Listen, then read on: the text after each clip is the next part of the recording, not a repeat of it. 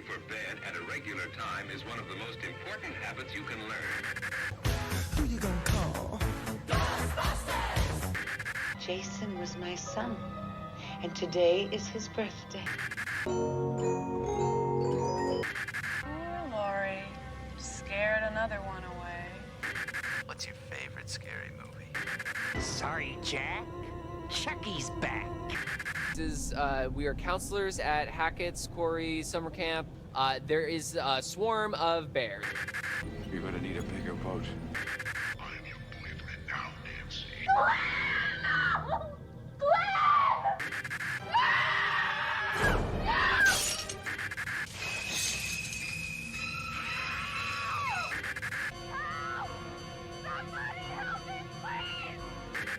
Most people are so ungrateful to be alive, but not you.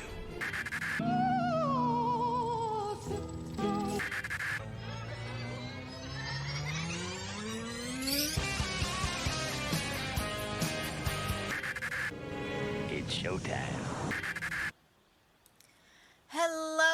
Hello, and welcome back to another fabulous wonderful episode of the Scream Stream. Now, I know it's been a while, guys, and I know I do apologize. I really do. But Disney Dreamlight Valley has really kept me busy these last couple of weeks, especially since it dropped, I think, at the beginning of December. So I really haven't had time to sit down and watch a lot of Christmas horror movies this year.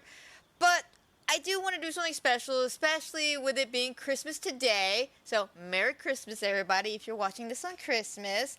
But today, we're going to be talking about Black Christmas 2006. Now, I know that's a weird choice for number 44 of our podcast, but I figured it would be a fun thing to do because last year I did a, what was it? It was me and Bidwell did a review on the original Black Christmas, and we had loads of fun. We had loads of fun doing it.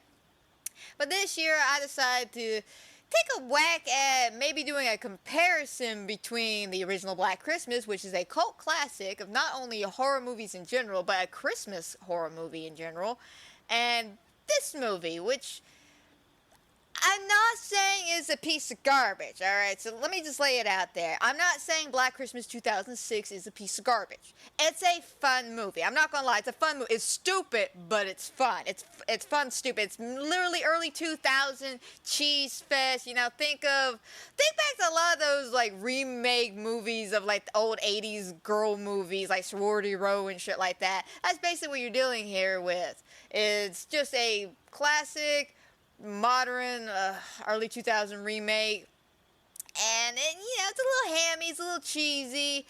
It's got some great practical effects though. It's got some wonderful effects. The acting, it's alright. Mainly everyone plays one note, which is bitch. Like, I mean, it's dead serious. You've seen the movie, you know what I'm talking about. Everybody is just a bitch, straight up throughout the whole movie. Everybody. I don't even see how they're sisters. They like to make the jokes, we're sisters, we must stay together. Y'all don't act like sisters. Y'all act like y'all hate each other. Actually, I do know some people who have sisters like that, so maybe they are onto something. But, yeah, I decided this one, and no, I will not ever, I'm just trying to make sure y'all understand me. I will never, ever do the 2019 Black Christmas. Sorry, not sorry.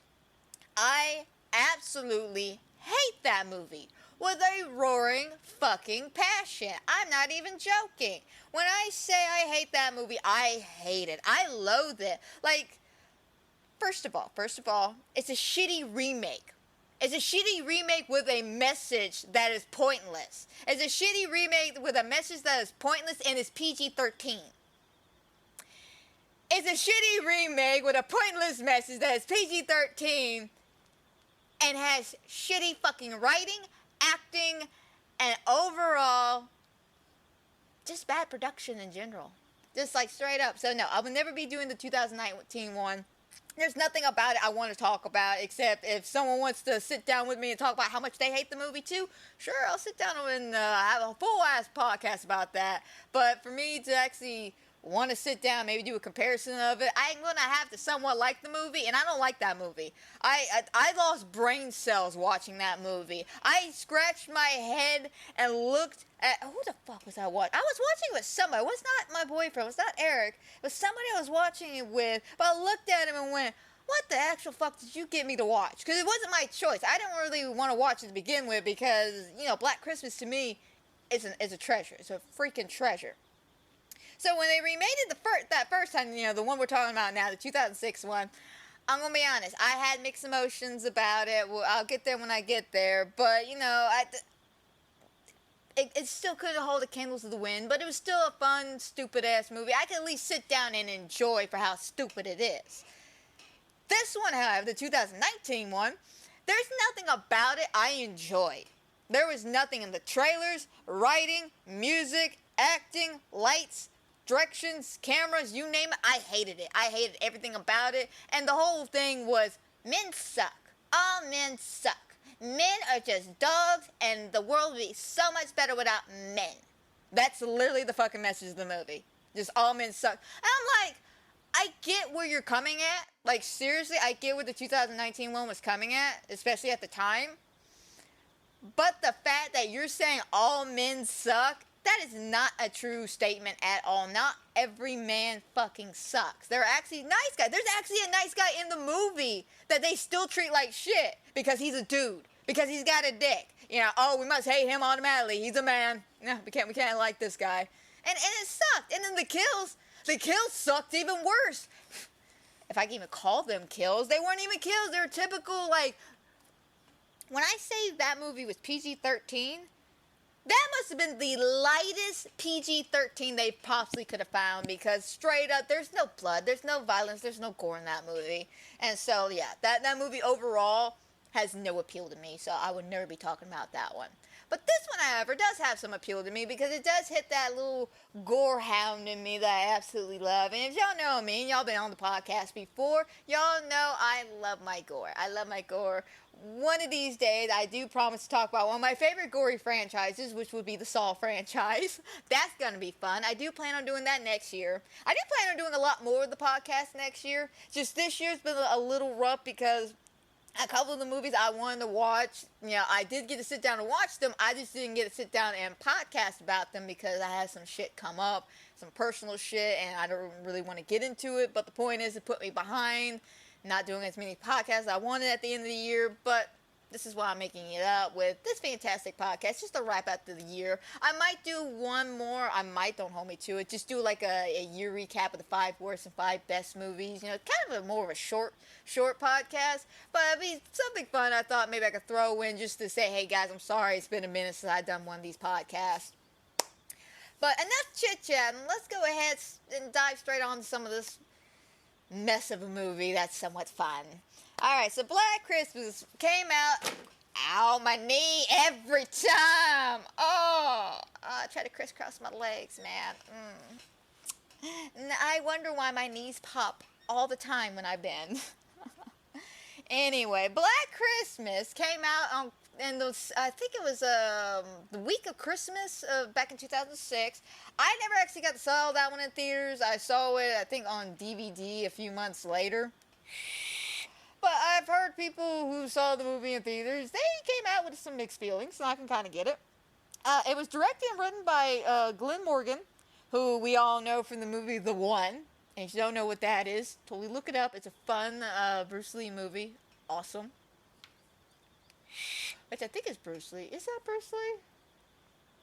I don't know. I just remember it has a fighter in it, and the whole premise of the movie is there's like a dude going through different dimensions or something, basically parallel universes, and killing off his own self because he wants to be the one guy to be like the most badass fighter ever. So he's got to kill himself off.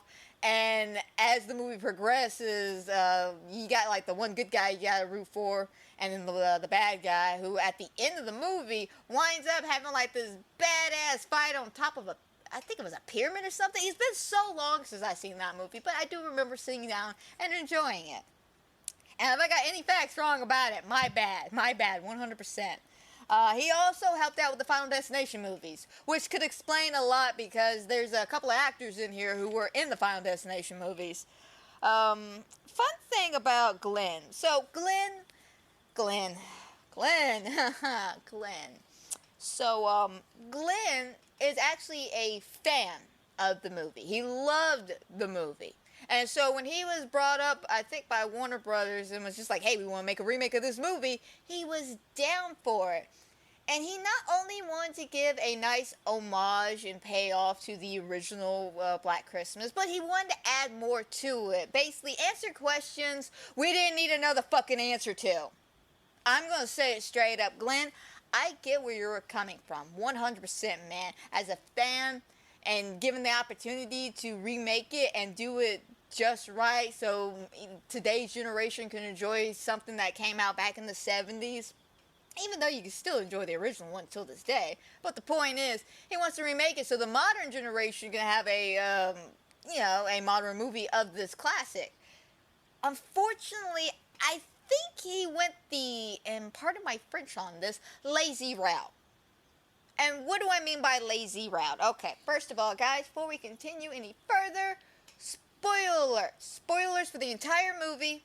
I'm just gonna warn y'all, everything. If y'all have never seen Black Christmas 2006, do not watch this podcast. Watch that movie, then come back and watch this podcast. If not, enjoy this rant. So, oh God, Glenn. So one of the biggest things that irks the hell out of me about this movie is the fact that he told too much of Billy. For me, the scariest aspect of Black Christmas was Billy. We don't know who Billy is. We don't know what Billy looks like. We don't know why Billy's doing any of this. That's scary. I don't know what it is about me and the horror icons, but the less I know about them, the more scary they are to me, especially when they're silent and don't say shit. That's why the original Halloween stands up as like a top tier horror movie for me, because the fact that that man didn't say shit to anybody, was quiet as a mouse, and murdered a whole bunch of people, and got away with it. And nobody knows why he did any of it. Nobody knows. Unless you watch the modern trilogy of it, then you understand that he was just heading home, and they just happened to be in the way. Which, again, that is kind of scary. Just, I was minding my own business till this motherfucker had to walk straight on in.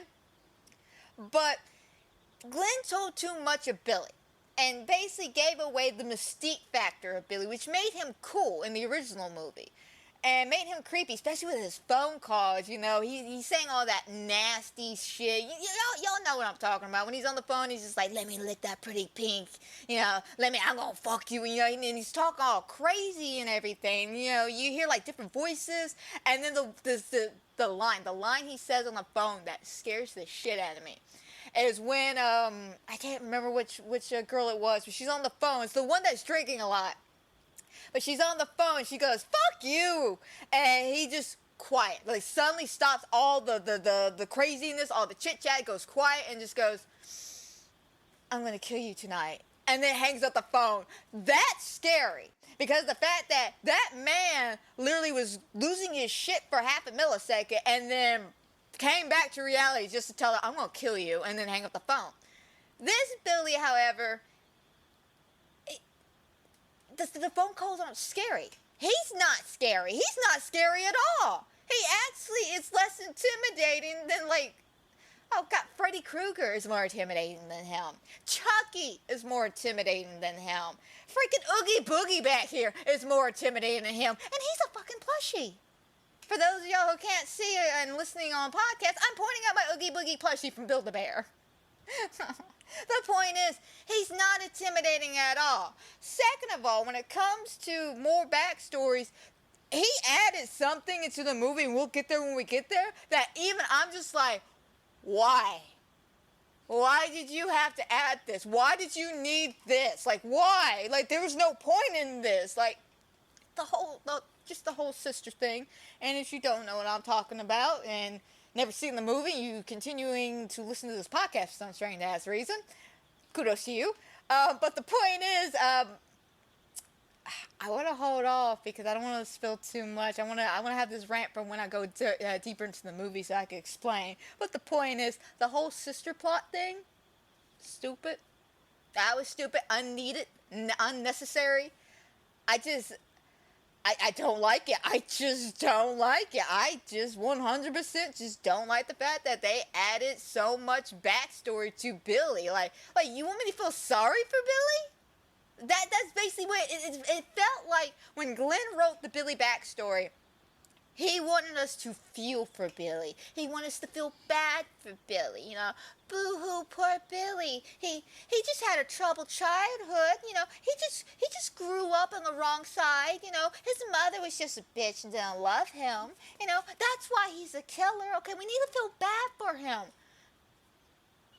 I don't want to feel bad for my killers, okay? I'm tired of the stereotype where you make a horror icon and you want us to feel bad for them. They're killing people for shits and giggles. They're having fun. Why should I feel sorry for him? I'm here to watch him fuck shit up. Now, don't get me wrong. There are some characters, such as Jigsaw, when you tell the backstory and explain why he's doing it, you know, it kind of feels more natural, more flowy. That's why I'm always a big fan. I don't like the Hoffman era of Saw. I like the John Kramer era of Saw. Because with John, yes, you do feel kind of bad for him, but at the same time you don't, because he's still a fucking crazy psychopath. But you feel bad for him for all the turmoil and problems he has faced that led him on this path. With Billy and several horror icons like Billy, I don't want to feel sorry for you. Billy's not supposed to be a sympathetic character. Billy is supposed to be a psychopath. And you know what? Sometimes a psychopath can be a psychopath. That's okay, Hollywood. It's okay to write horror icons and serial killers as just that. Icons and serial killers. Like, case in point, remake of not Friday the 13th, of Nightmare on Elm Street. Because you kept to that simple formula of let's feel sorry for the killer, or let me rephrase that, because you didn't. This is one of those situations where, like I said, not every situation where the killer, you know, backstory is told, we're supposed to feel sorry for him.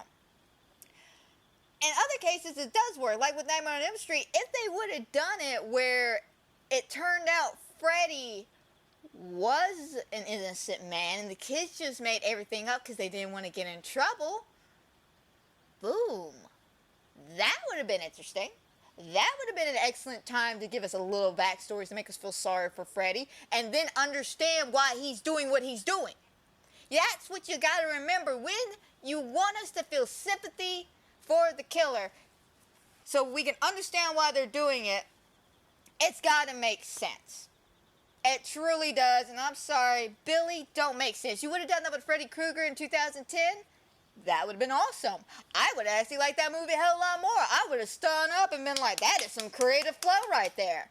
But with this one, it just feels lazy. It feels lazy. It feels just like he didn't really think all that deep about it. He was just like, oh, what can we give Billy to make him sympathetic? Give him a shitty mother.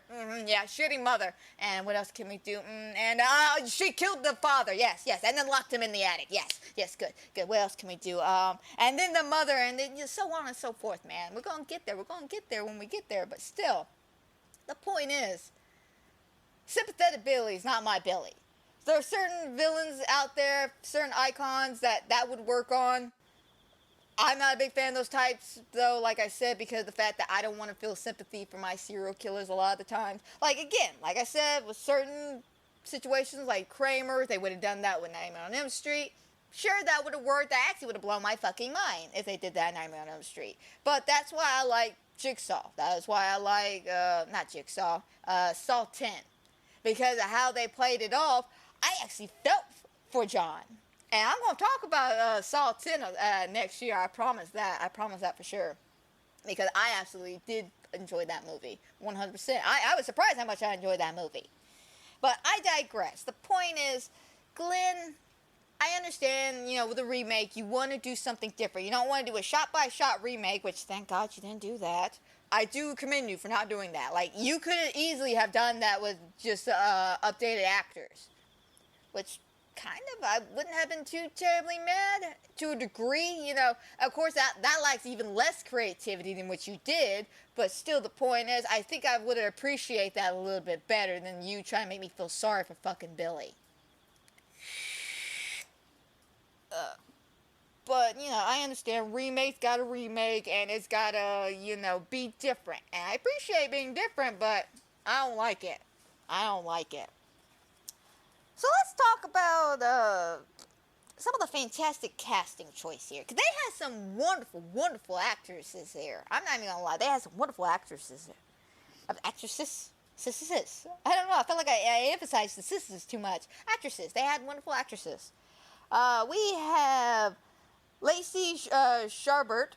I think that's her name. Chabert. Chabert.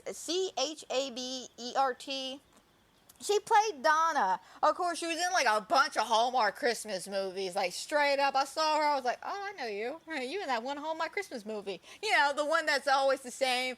Businesswoman goes back to her hometown, falls in love with the baker. You know, that kind of thing. That's her. She was also in Mean Girls, but that's like more of the iconic role we all know her from Mean Girls.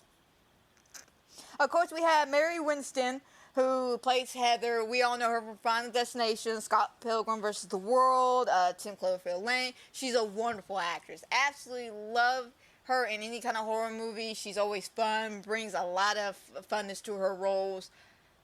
With this one, I can't really say. She just plays a bitch. She just plays a bitch in this one.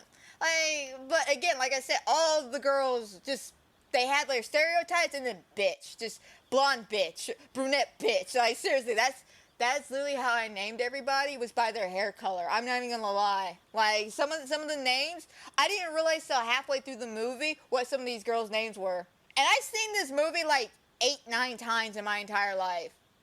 Still couldn't tell you who half these characters were. I just go, that's a blonde chick. That's the chick from Final Destination. That's that chick. Like, seriously, I don't know what it is about this movie, but I cannot remember anybody's names. But then we have Katie Cassidy, who we all know from the 2010 Nightmare on Elm Street. She played Chris. I think that was her name, Chris? Yeah. She played Chris. She was in Arrow, and of course she was in Taken. Another, you know, fun actress. I enjoy a lot of her work. I'm going to be honest, when it comes to her horror movies, they're like kind of iffy. Because some of them she does really good in. Some of them, I just feel like she's just playing the typical blonde bimbo in a horror movie. You know, nothing personal, seriously. I love her in a lot of her action movies. I enjoyed her in Arrow. I thought she was really good in that. Then we have one of my favorite gal pals, Michelle Trachtenberg. Love her. If you don't know her, I don't know where you were at in the early 2000s. But Michelle Trachtenberg, she plays Melissa. We all know her from Buffy the Vampire Slayer. She played Dawn, Buffy's sister. She was so cute in that role. Of course, she was in the, I can't remember what network had this. It was one of the kids' programs. It was Truth or Scare, that was the name of the show. And I think it was Discovery Kids, I want to say. But that would pop on at 9, 10 o'clock at night, and she would talk about haunted history of the world. And then, of course, she was in a couple of Disney movies, such as Ice Princess. Always fun. But in the 2000s, though, especially the early 2000s, she was known for a lot of horror roles, because especially with her playing Buffy's sister in Buffy the Vampire Slayer, she was known for a lot of horror roles. It was getting kind of typecast, so there's a little fun fact about her. She originally didn't want to be in this movie. Like, she, not like she, like, flat out rejected it. She told the director, Glenn, she was like, Glenn, you know, I like this movie, but I don't want to be in it because I'm tired of being stereotyped as a horror person, especially with everything going on. So I will be part of your movie if you kill me about halfway through. And he said, done. So she agreed to be part of this movie if she would die. And she died. I'm going to be honest, her death is aight. We then have Christy Lowe, who was also in Final Destination 3. She was in Wrong Turn 2. She plays Lauren. I liked her. I thought she was a good actress. Andrea Martin, who was in the original Black Christmas playing Philip. She comes back as the Den Mother. Funny enough, her name is Barbara. We got Kathleen Cole, who plays Eve. I didn't really find much about her. She really didn't do too terribly much after 2006. We have Leela Sylvester. She also was in Final Destination and Millennium. She plays Claire. Jessica Harmon, who was in iZombie, V-Wars, The 100. She plays Megan. I know her from The 100. I liked her in The 100. I thought she did really good in The 100. Then you got Christy Clark, who plays Lee. This character, I'm going to be honest, just the character of Lee in general is just, I like her. She's one of those, she is a bitch, like everybody else in this movie, but she's a tough bitch. Till the end. We'll get there when we get there. Then we have some other fantastic actors. We got the guy who plays Billy, Robert Mann. He was in A Dog's Purpose and Mail Order Bride. Kyle was played by Oliver Hudson, who was in Rules of Engagement and Grown Ups 2. Yeah, you don't want to know what I called him. I just called him douchebag throughout this whole movie. I was like, oh, there's douchebag. Don't get me wrong, he plays the douchebag well, but you know he's still a douchebag. Funny enough, the person who plays Agnes is not a woman. It is not a woman. It is Dean Friss. It's a man. It is a man playing a female character in this. And then Billy's mom is Karen Conval? Konoval. She was in War for Planet of the Apes. She played a crazy psycho mother very well. Very, very well. Trust me, I was cheering when she died because she's just a psychopath. But yeah, fantastic actors in this. Typical, casting choice of early 2000s, especially a lot of the Final Destination movies. Michelle Trachtenberg and Buffy the Vampire Slayer. They got a lot of horror icons. Especially a lot of them worked with Glenn before in the Final Destination movie, so I'm sure they were more than happy to join up on this. Now, I will say, this movie not only looks very Christmassy. Like, I know it sounds stupid, but yeah, have you seen a Christmas movie and it doesn't look like a Christmas movie, but it's supposed to be a Christmas movie? You can't say that about this one. This one feels like Christmas. The cinematography and the lighting in this movie, it's done extremely well. Which is kind of fucked up because this movie, like I said, is stupid. It's stupid. But it's shot beautifully. Like, I love so many of the hallway shots, especially when the lights go out and all we have are the Christmas blinking lights in the hallway. That's scary. You have several moments with the snow outside and how dark it feels. Even though there's like Christmas lights on, it still feels so dark and isolated. And the practical effects. Even though, again, I'm not a big fan of, I'm going to be honest, I'm not a big fan of Billy's eyeball thing with Agnes. Straight, I mean, if y'all don't know what I'm talking about, let me sum it up. The whole pulling out the eyeball, I didn't get it. I never got it. I never understood his whole eyeball deception thing. Like, seriously, like, the practical effects, cool, don't get me wrong. It's awesome, it's amazing, it's gross. But I don't get it. Like, why? Like, yeah, I get it. Maybe Agnes, is doing it because she lost her eye or something, but why eat them? Why hang some of them on Christmas trees? Like, I don't get it. I never got the weird obsession with the eyeballs. Like, I understand the original movie, that was a thing, especially with Billy, like, hiding behind the door and always saw that one little eye through the crack. That was kind of creepy. This one, not so much. But typical this is typical of any kind of Christmas horror movie. Religious groups hated this movie, straight up, but that's not shocking. They never liked the original Black Christmas. They did not like Silent Night. God damn, they did not like Silent Night. Yeah, no, if you're a Christmas horror movie, you're most likely going to be attacked by religious crazy people because they believe that the holidays should be about fun and family, and, no horror should be near that. Save that dirtiness for Halloween. Bitch, that's the point of a Christmas horror movie, to avert expectations. Now, you think about Christmas, you're thinking snow, warm by the fire, you're cuddling up with somebody, you're around the Christmas tree with the lights and everything, having a good family moment, like a Hallmark movie, And then it turns out there's a fucking crazy psychopath in your house. That's expectations I was not seeing to come when I sat down to watch a Hallmark movie. But yet, here we are. That's why we love Christmas horror movies, guys. That's why, at least I do anyways, why I love Christmas horror movies. But yeah, religious people, they hated it. They hated it, as per usual. Like I said earlier, Glenn is a fan of this movie, and you can tell with the cinematography, like I said, the choices of actresses, the fact that he did try to make it different, not do a shot-by-shot remake, and the fact that he did try to add his own flair and shit. But one of the things I think which didn't help this movie, and this ain't gonna be a shocker, especially it being a Warner Brothers movie, and I'll give y'all a 5 seconds time before I tell y'all whose fault this is. I'll give y'all 5 seconds. Think about it now. Warner Brothers, early 2006. Who do you think helped fuck this movie up? 5, 4, 3, 2, 1. Let's say it all together. Bob and Harvey Weinstein. Yeah, these motherfuckers probably made Glenn's life a living hell.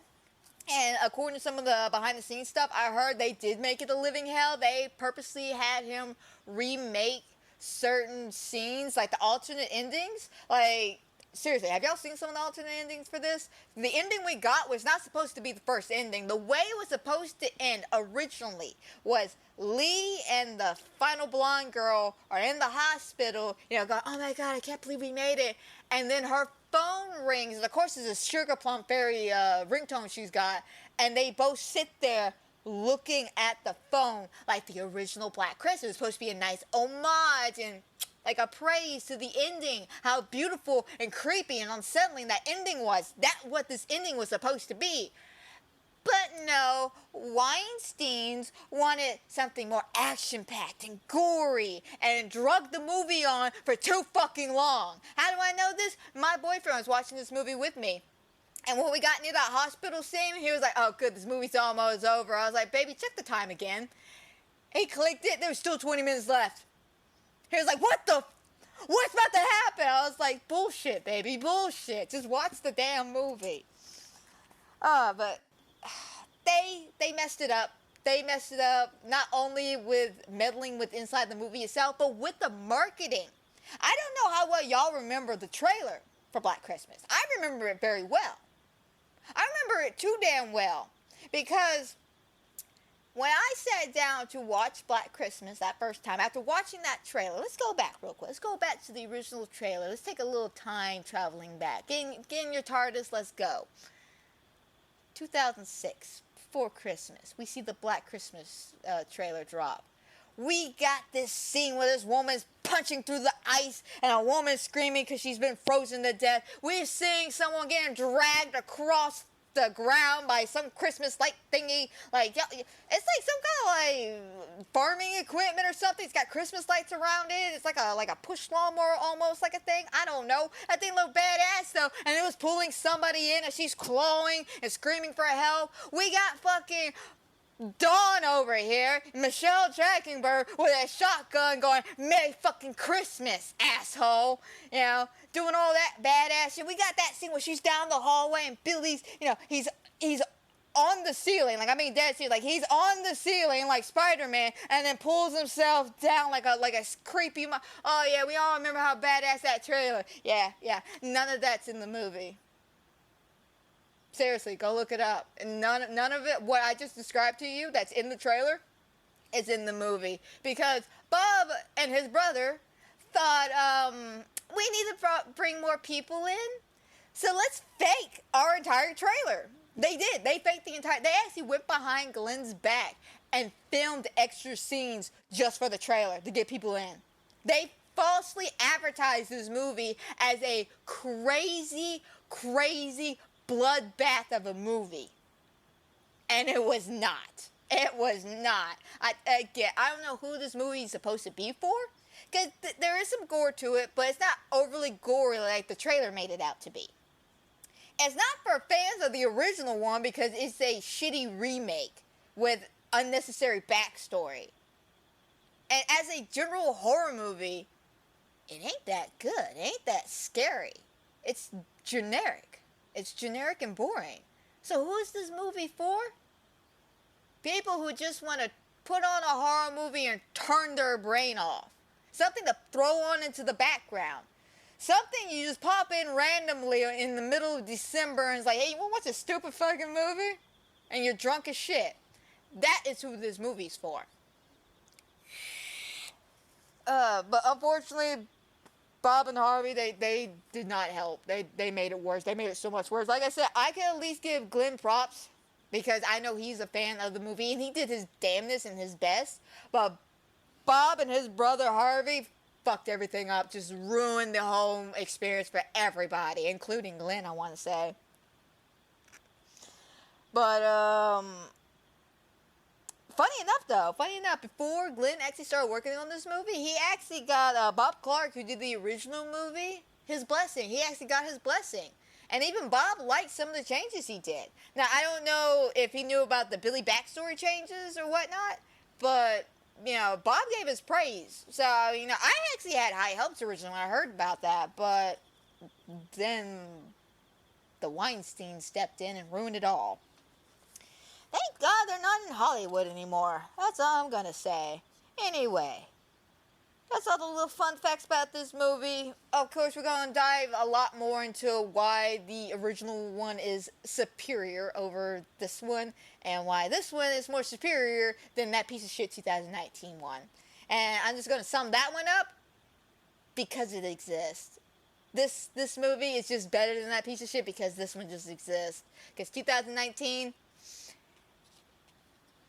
no, just whoever wrote that one, whoever directed that one, there's a special place in hell for you. That's all I'm gonna say. There is a special place in hell for people like you. Not only is that a shitty fucking remake, that's a shitty fucking remake of a shitty fucking remake. But anyway, let's dive on into Black Christmas 2006.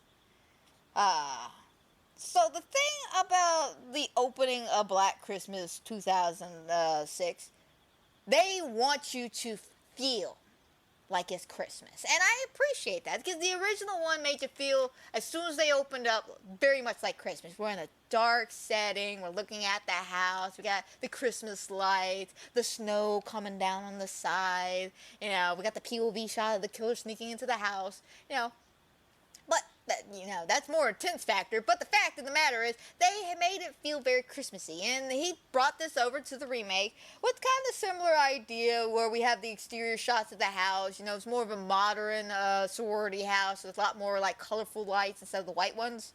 Because for some strange reason, I don't know what it is about like 70s horror movies. When it came to Christmas horror movies, unless they needed like a big saturation of color, they usually used a lot of white Christmas lights. I don't know why. Like, seriously, I do not know why. Could be just a lighting choice, but I like the colorful or like the blinking lights. You know, something that saturates the surrounding area with the color.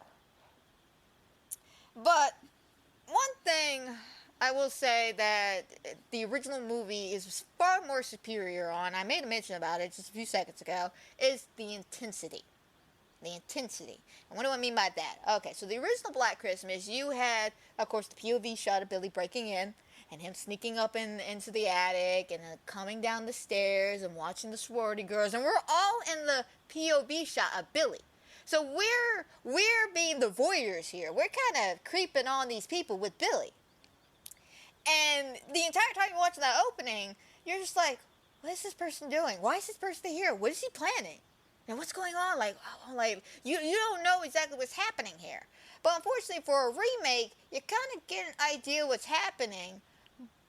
But the intense factor is like gone. There is no intense factor. So let's continue on the comparisons here. So with the original Black Christmas, once they come in, we got the like kind of build up of, you know, introduction of all the girls. And we go into one of the girls' rooms, and she's getting ready to go. And there's this whole scene where, as she is, you know, packing up, she hears something from the closet. Of course, she looks.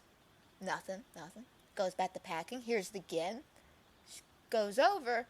And again, we're still in the POV shot of the killer.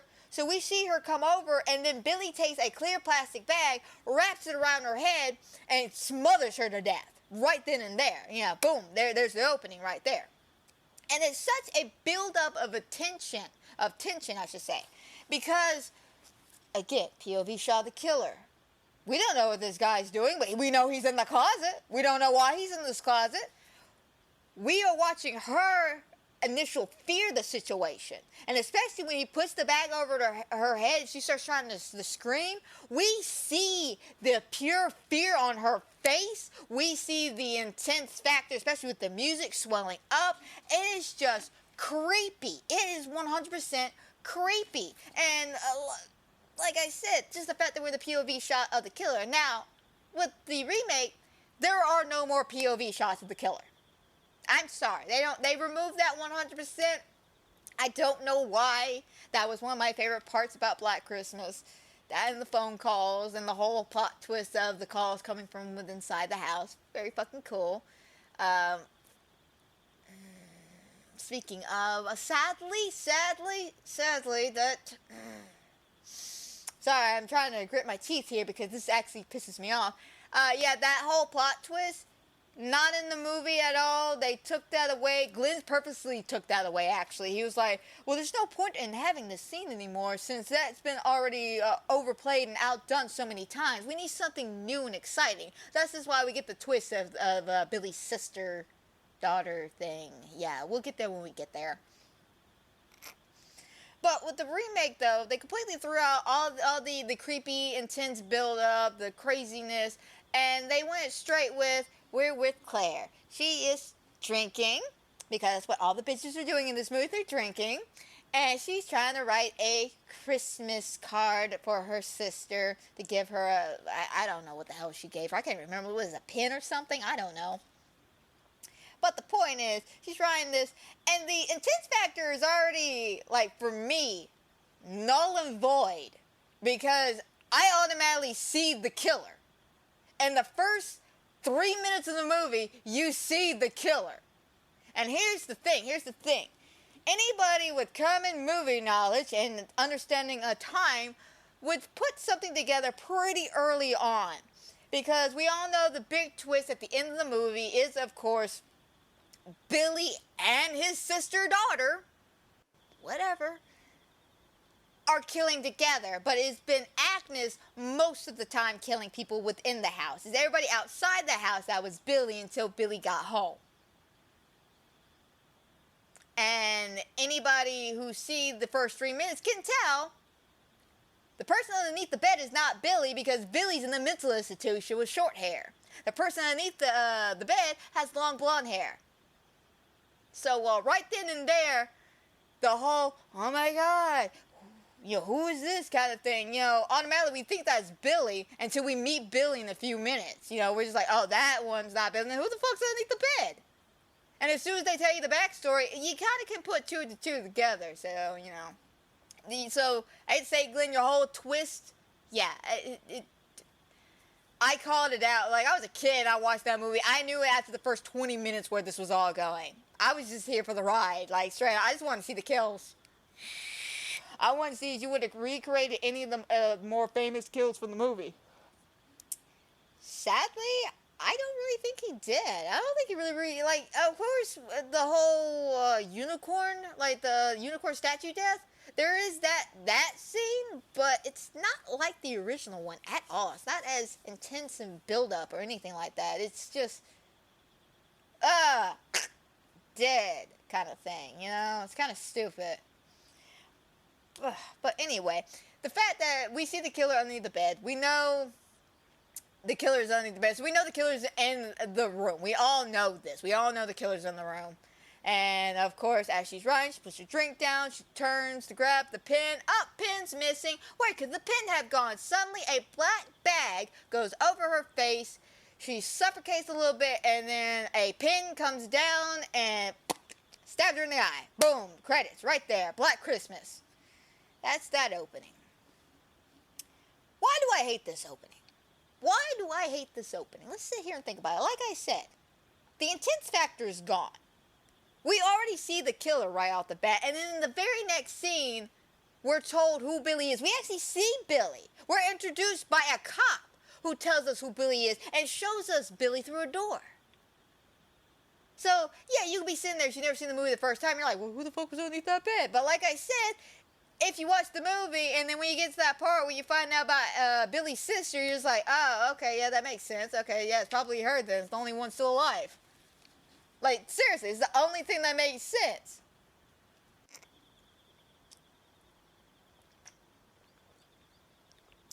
Well, yeah, I don't like it because all the intense factor was just gone. Just gone. And the fact that they use black bags. Now, I know this is one of those little nitpick things, but I'm going to be honest. Like I said, when he killed in the original one, when he killed the girl with the clear plastic bag, we saw the fear on her face. We see that fear throughout the rest of the movie because she is upstairs with the bag over her face. So we see her final look of shock and horror. We're stuck with that image forever in our brain. Unfortunately, when you have a black bag, you can't get the same fear and emotion because your face is covered. Like that's not scary. Like, to me, that's not scary. That actually feels more peaceful to not see the shit coming. Like, I'm sure when that pencil went through her eye, she wasn't even aware about what the hell happened until she died. So, sadly, I think the black bag kind of ruins the fear and intensity of a lot of these kills. But yes, after that shitty fucking opening, we then cut to a jailhouse and we see Santa, a guy dressed like Santa anyway, walking around, and he's trying to find the children's ward. Unfortunately, he is not in the children's ward. He is in I don't know what ward he is, but it ain't the children's ward. But he's right there by Billy, and he recognizes the name. He's like, oh, Billy? Isn't that guy who killed his family on Christmas? And, of course, the cop's like, yes, it is.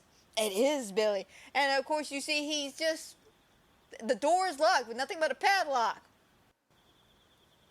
Don't ask me why. Of course, in the movie, they're like, oh, padlock? It makes him feel like home.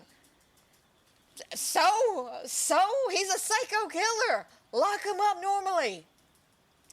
I blame the cop, by the way, for half the shenanigans in this movie, too, because he did not do his job. Anyway, as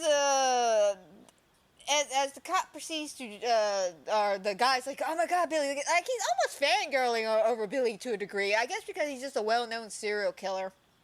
The cop proceeds to go back into Billy's backstory a little bit about, why he, we don't get the full flashback here, but he's like, yeah, he was locked in the attic, the padlocks make him feel at home, he tries to escape every year, da-da-da-da, who the hell cares?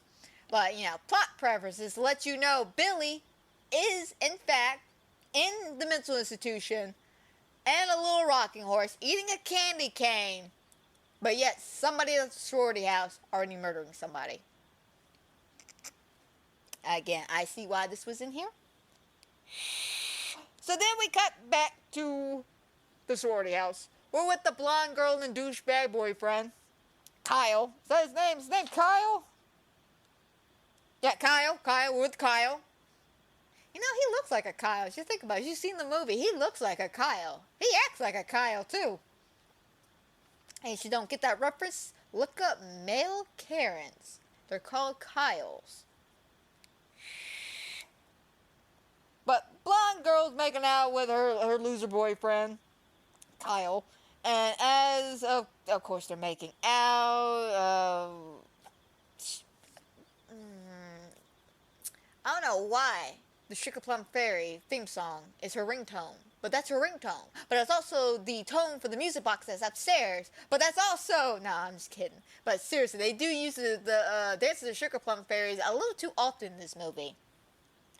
And I get having seasonal ringtones, but the Sugar Plum Fairy dance? Seriously? You couldn't do the Russian dance? Like, I feel like if you're going to have a Nutcracker song as your ringtone for Christmas, it's got to be the Russian dance. I mean, come on, that dance is iconic and it's so much fun to perform. How do I know this? Because I was in the Nutcracker for 4 years running as a kid when I danced at my little dance academy in Baton Rouge.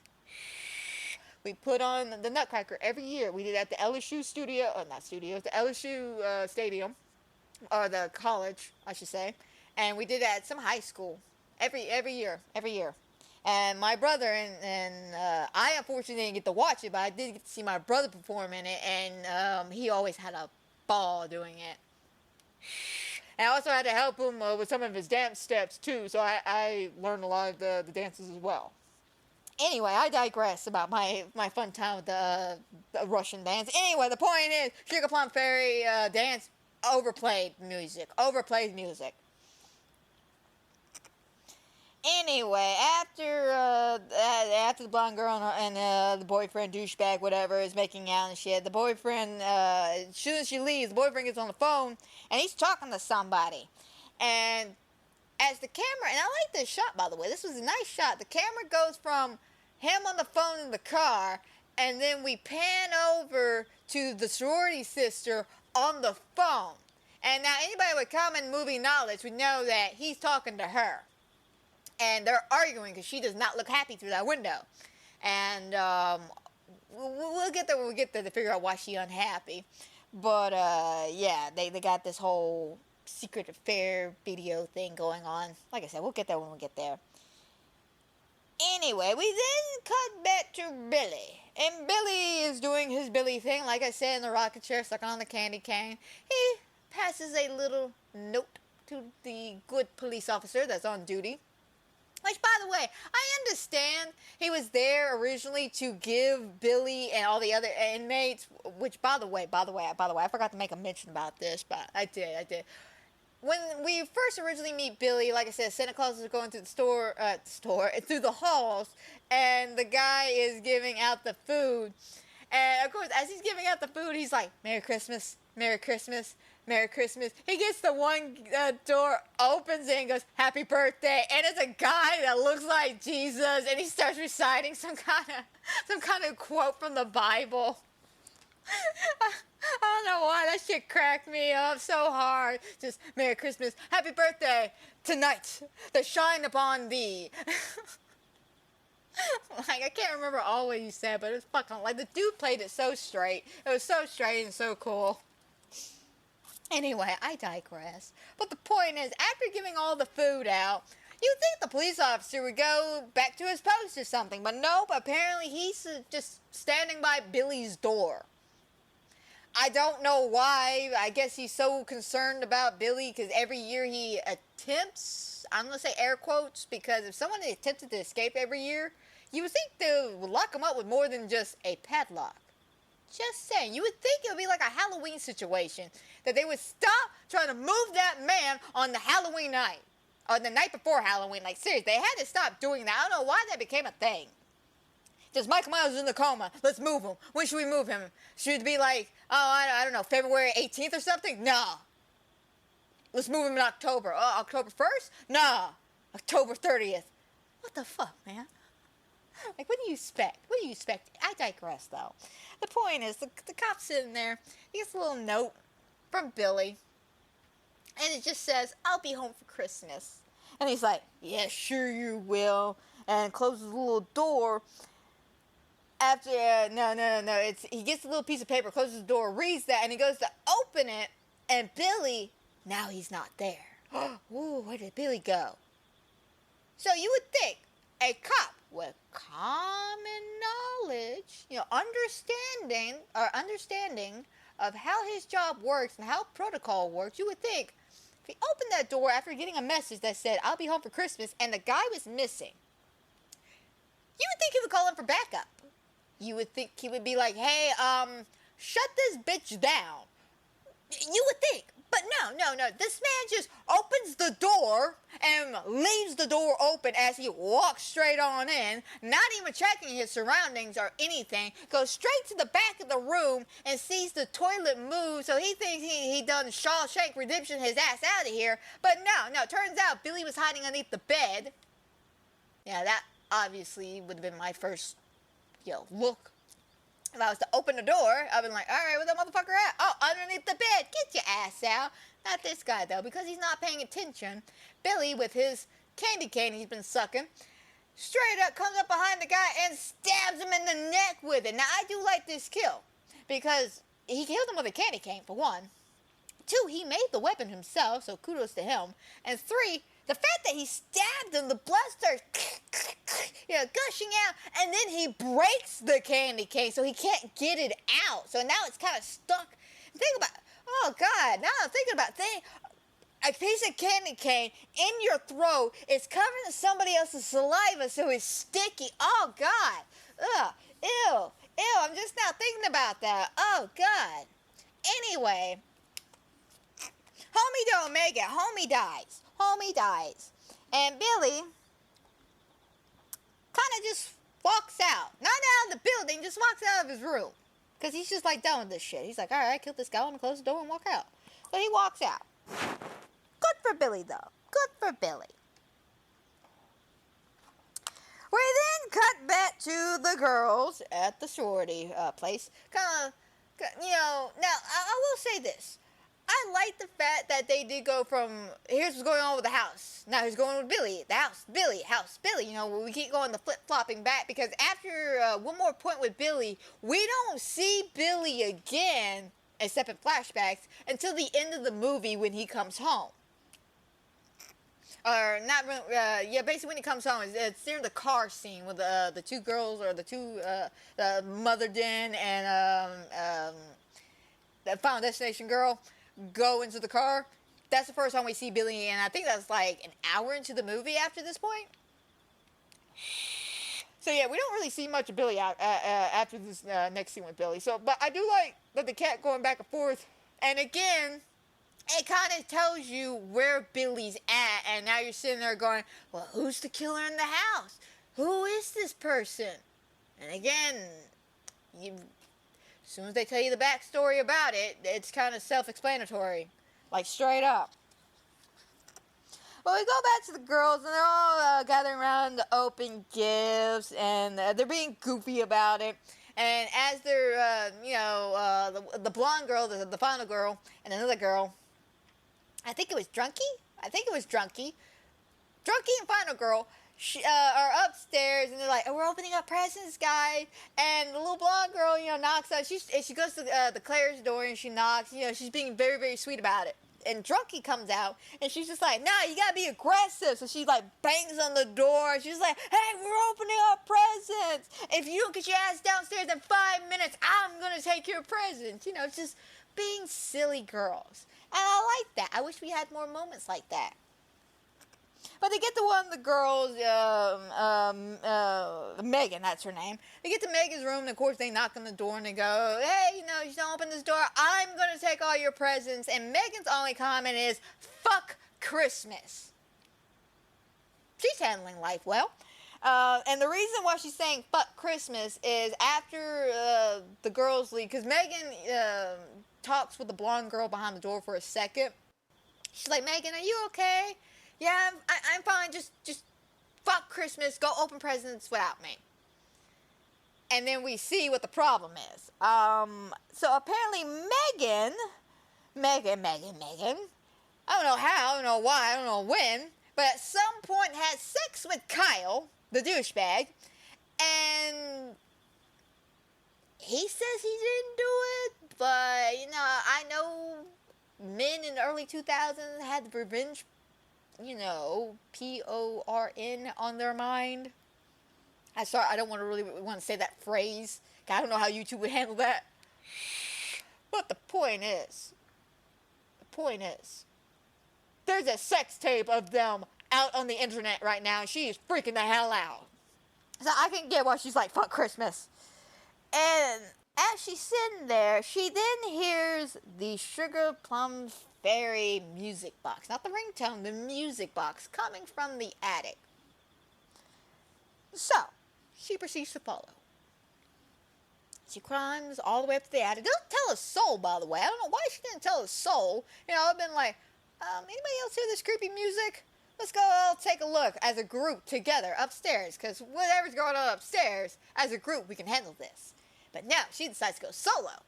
So she gets all the way upstairs, and climbs all the way up, opens up the attic door, takes a look around, and we see Claire's body in the rocking chair next to the window, behind some plastic curtains, whatever. They're like for construction. I can never remember what they're called, but they're like for construction. They put them up to keep sawdust and shit out. But there's the plastic one just hanging there.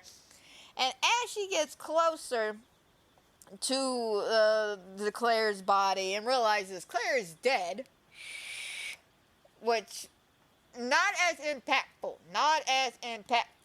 as when the Den Mother in the original movie found Claire's body. Now let's go back real quick to when she found the body.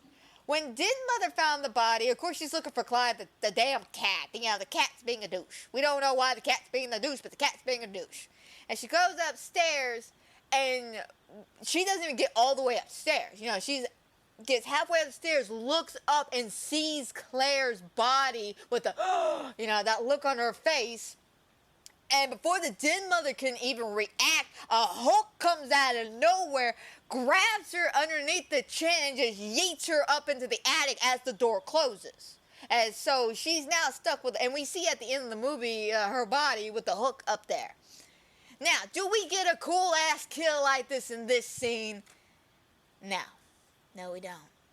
We like I said, the death scenes, they aight, you know. But this one, of course, the killer comes up behind her as she sees Claire's body, and she grabs the I don't know why the glass unicorn is upstairs in the attic, but Agnes has it for some strange reason, and she puts the black bag over the Megan's head, starts suffocating her, and then grabs the glass unicorn statue and proceeds just to stab her in the face with it and pull out her eyeball and then eat it. I think this is the one where she eats it. I can't remember if she eats it on this one or she just pulls it out on this one.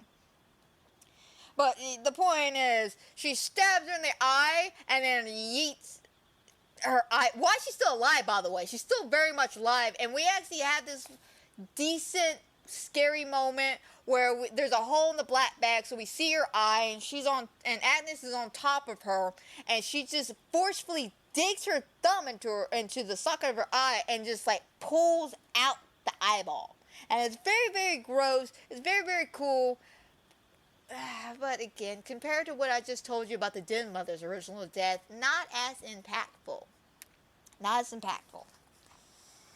Anyway, after that, we then cut back to the mental institution with Billy. We see the Santa guy from earlier in the movie. Yeah, he's flirting with a nurse, talking about, let's see if you're naughty or nice. Why don't you come sit on Santa's lap?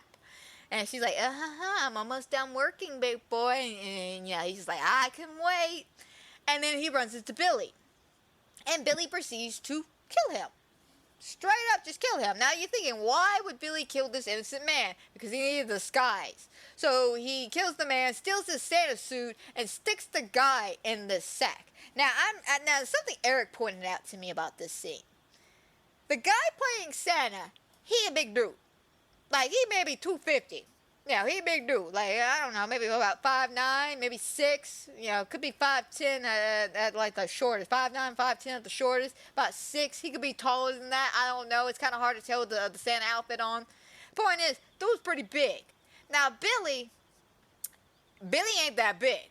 Billy's a scrawny motherfucker. So Eric looked at me and was just like, so you're telling me this scrawny ass motherfucker who's probably malnourished and also has a liver disease, by the way. A liver disease. And we'll get there when we get there. But he's got a liver disease. So, very weak dude. You're telling me this very weak man stuffed him into the Santa sack, carried him over his shoulder, walked out nonchalantly, and then threw the body into the dumpster and walked off. What kind of Superman bullshit is this? Like, seriously, straight up, what kind of bullshit is that? Anyway, after that, we know Billy's now heading home. Whoever's at the house has already killed 2 people, which we all know at this point is Agnes. Well, if you've never seen the movie, you don't know who it is. But if you've seen the movie multiple times, we know it's fucking Agnes. So then we cut back to the girls and the Jen mother, Barbara. She's going through the presents. She's like, who got Billy? Who drew Billy's name? Who drew Billy's name? And they're just like, what does it matter? You know, who cares? Like, it's tradition. We all had to buy Billy a gift, or someone's got to buy him a gift. Anyway. And then we have a fun little set of dialogue. I like this. Like, this was always a fun argument about Christmas. They of course, you know, they're talking about, you know, why do we care about Billy's gifts and about traditions, and it gets brought up about how there's nothing Christian about Christmas. Everything has to deal with paganism.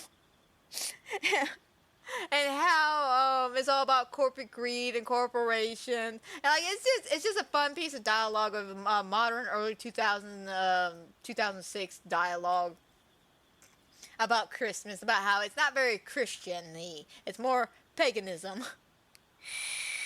Yeah, the mistletoe, Christmas tree, the fact that we get judged by a fat guy who breaks into our house. Drunky does not like that, by the way. It's Drunky who tells you that speech. That's what I call her, by the way. I can't remember her actual name, but Drunky makes that point about Santa breaking into your house and judging you all year long. And then the Din mother looks at her and goes, well, that's the difference. What is? Billy didn't need to break in. Billy already lived here. And flashback. We then learn about some of Billy's backstory right here. And a nice little flashback. We then cut to the house back when Billy was a kid. Not very Christmassy. But Billy, we find out, was born with jaundice? Is that what it's called? Jaundice or something like that? I don't know. It's a liver disease that makes your skin yellow. This is another thing I didn't like that Glenn added. Why did you make Billy have a liver disease? What does that even add to the movie? Like, straight up, I sat here and I thought about it for a long time. What does Billy having yellow skin and having this liver disease do anything with this movie? Okay, yeah, we have Mother hates Billy because he's not her perfect baby. But hell, you could have had it to where no matter what, she hated him. You didn't need to give him a liver disease for that. You could have just been like, she didn't like him because he was a boy. She didn't like him because it reminded her too much of the dad or something. Like, we could have had 1,004 different reasons of why the mother just hated Billy being born. But you gave him a liver disease. And I guess that's supposed to be the reason why she didn't like him. I don't know. Like, straight up, I don't know why, but he's got a liver disease. Dad don't care, though. Dad's just like, Billy, I love you. You're such the greatest son in the world. And then Mom shows up with this, like, red-ass lipstick and smoking a cigarette, grabs this little red Christmas ornament that says Billy's First Christmas, picks it off the tree, and just crushes it in the crib, and just, like, wipes it all over Billy. Kind of lets you know she hates Billy. Like, straight up, poor Billy.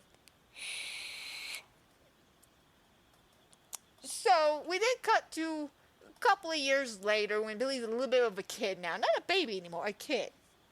And one Christmas, one beautiful, beautiful Christmas night, as Billy's just sitting on the living room floor, his mom's being a douche. His mom is basically using the same piece of dialogue the cousins use in Krampus, which is funny enough. She's like, why are you excited about Santa Claus? He ain't gonna bring you anything. The Russians shot him down, and he's dead. Like, damn, yeah, that's cold.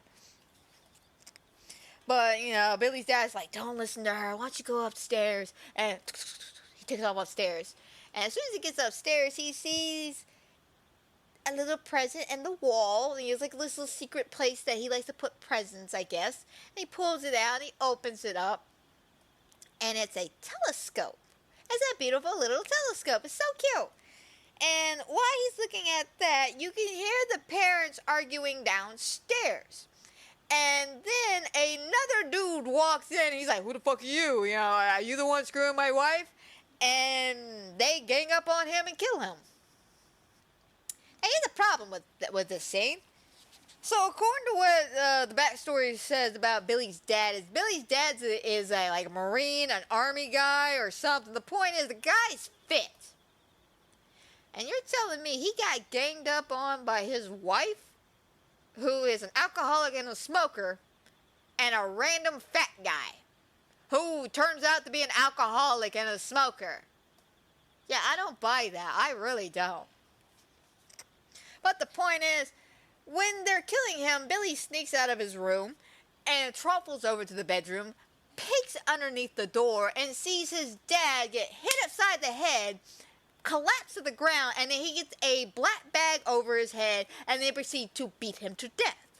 Now, that's where the whole reasoning why the black bags are being used, I'm assuming. You know, they're just like, look, this is the reason right here, because, you know, the mom happened to use this on the dad right here. So, you know, call back. Which, again, I had my arguments about the black bags already. But for some reason after that, Billy then just, I guess, goes back to his room or goes to the attic or something. I don't know. Billy just is not around when they're bringing out the corpse. And they're going downstairs to bury the body underneath the house. You know, they don't want no one to find out. And Billy, for some reason, is in the wall. He's in the walls. And he sees this as they're, like, digging up the hole. And they're just like, oh, my God, he's seen this all, like... No shit, bro. Like, y'all weren't quiet about this at all. Like, why y'all surprised? But the point is, Billy, freaking out, panicked, starts climbing up the rafters in the wall, trying to get to the attic. And Mom and this dude come busting on in there, beat him to the attic, and lock him in with a not even a padlock, just a little combination lock, but to lock his ass in.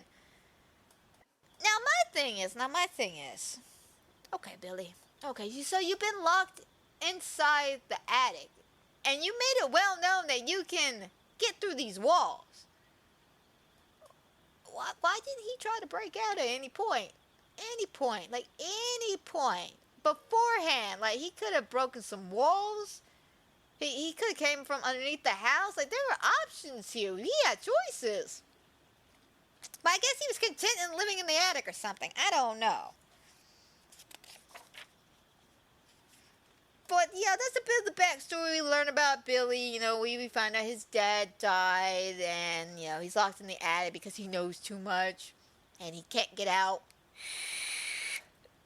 I'm surprised the school wasn't calling, especially with how long he was probably locked up there for. I'm sure the school was calling. He said, where is your son at, ma'am? I'm surprised the police didn't show up. This was the 70s. This is back in the time when they actually had to tell you, do you know where your children were at? Granted, she already knew. But that ends up being cut short by the ringing telephone. And that's our phone call. And, of course, as they run over to pick up the phone, they're just like, oh, my God, what? That's Claire's number. And they flip the phone because, by the way, they're not using a home phone anymore. Not for a lot of these phone calls. A lot of them are from the cell phones and, yeah, basically cell phones. Like, there's no, like, secondary phone in the house, you know, so that's why we don't have the calls coming from inside the house anymore, because there is no other phone. Everybody's got a fucking cell phone. Which, for some reason, just kind of irks me. I don't know why. Like, I guess I'm used to so many horror movies where the cell phones just don't work, so we don't have cell phones. So it's weird to see a horror movie where there actually are cell phones that work. And they do get the police. Near the end of the movie, they do call the police. And the police are like, yeah, we're on our way, but it's going to take them a minute, and we'll get there when we get there. But, yeah, we get to our first phone call, and of course, it's just fucking line dialogue we hear in the movie. You know, Agnes, what have you done with Agnes? She's my family now. You know, all that bullshit. Not as creepy, not as intense, not as, like, grossly weird or anything like that. It's just, oh my god, he did the phone call thing. Oh my god, it's the phone call. That's literally what it makes me feel like. It's literally was just put in here so we can go, oh my god, it's the phone call thing. And that irks me because that was one of my favorite aspects about the movie was the phone calls. Because how creepy you were and how frequent they were. And how you didn't know who was making these phone calls because, you know, cell phones did not exist back in the 70s. But unfortunately, all that is just thrown out the window for dramatic purposes, I guess. I don't know. I don't know, it straight just ruins more. And the fact that even the phone calls, they already tell you what's about to happen in the rest of the movie when we do another flashback of Billy.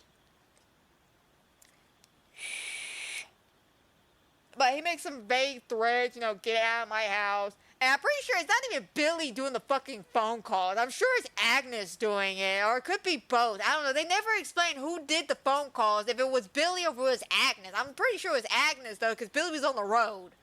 Unless Billy called from a payphone or something. Which, by the way, that would be funny as hell. Think about that. You're walking along, it's like 10 o'clock at night, you're having a good time, it's snowing, so you're a little cold, and you walk by a guy on the payphone, he's just like, I'm gonna fuck you up, bitch. Where's Agnes? She's my family. Just walk away, gotta cross the street, walk away. But the point is, they hang up the phone, you know, no big deal. They're a little freaked out, and they get a little scared. They're just like, well, who the hell was that? Who the hell cares, and who the hell knows? And as they go to walk away, we run into one of the girls. It's Eve, and she's a little creepy. I'm not gonna lie, she's a little creepy. You know, she's got big old glasses, long hair, very quiet, you know, very, very quiet. Like, we don't even hear her leave the house as soon, and she's standing there the entire time. We don't even see her leave. She's just quiet as shit. But she's supposed to be set up as the red herring because of the long blonde hair that we saw in the beginning of the movie. The fact that she's actually staying in Billy's room. They say that later on in the movie that she's actually in Billy's old room. So, yeah, a lot of people are skeptical of her, you know, so they think she might be the killer. Which they didn't do a good job at the whole whodunit thing. Like, straight up, they did not do a good job. Like, if they wanted me to believe Eve done it, they should have done more with Eve. So, unfortunately, because Eve literally shows up for all of 5 seconds, I'm not even joking, like, she only shows up for 5 seconds, and the next time we see her, she's dead. But she gives one of the girls a Christmas present, which is the unicorn sculpture thing. You know, the little crystal. The one that killed Megan earlier in the movie. It's basically one of those. And it's wrapped up in old newspapers from when Billy lived in the house. So it's kind of creepy. You know, and as an audience member who's never seen the movie, and you're sitting there watching this, you think, oh my gosh, she could be the killer because that was the same weapon that killed Megan. And wrapping paper, and she lives in Billy's room, but there's no reasoning for her to do this. It also doesn't make any sense that would be the sister, because the ages don't match. Think about it, the movie came out in 2006, it's supposed to be a modern version, so it is 2006 at the time of this movie. And the original backstory for Billy happened in like the 80s, like that, you know. The next backstory is 1982 to 1991. And by 91, the sister was already like 10, 12. So, yeah, I don't think that math is... hang on a second. 91, 92, 93, 94, 95, 96, 97, 98, 99... Let's see, let's see, 2001, 2002, 2003, 2004, 2005, 2006. Yeah, she'd be 26 years old, man. She'd be like 26, 27, maybe 25. She would not even be in college. And the fact that Eve looks like she's 21, maybe 20 at the 21, 20 at the oldest. You know, because they're all supposed to be like, I don't know, anywhere between 18 and 21. So yeah, the math does not add up there, and I never thought Eve, even when first watching this movie, was the killer. I just thought it was just a stupid red herring, and I was correct. But after that, we then get this whole moment where, you know, the mom's like, hang on, Eve, let me get you a present, it's right. And they go to give her a present, and she's just gone. She's just gone. Door open, gone. Then we cut to Christmas of 1982.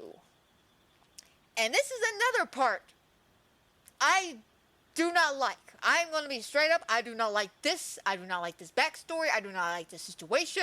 I do not like anything about this. From this point on, when it comes to Billy's backstory, there's nothing I freaking like. I'm not even joking. Christmas, 1982. Mom is having sex with, I guess, her new husband on the stairs. She's going to town. He passes out.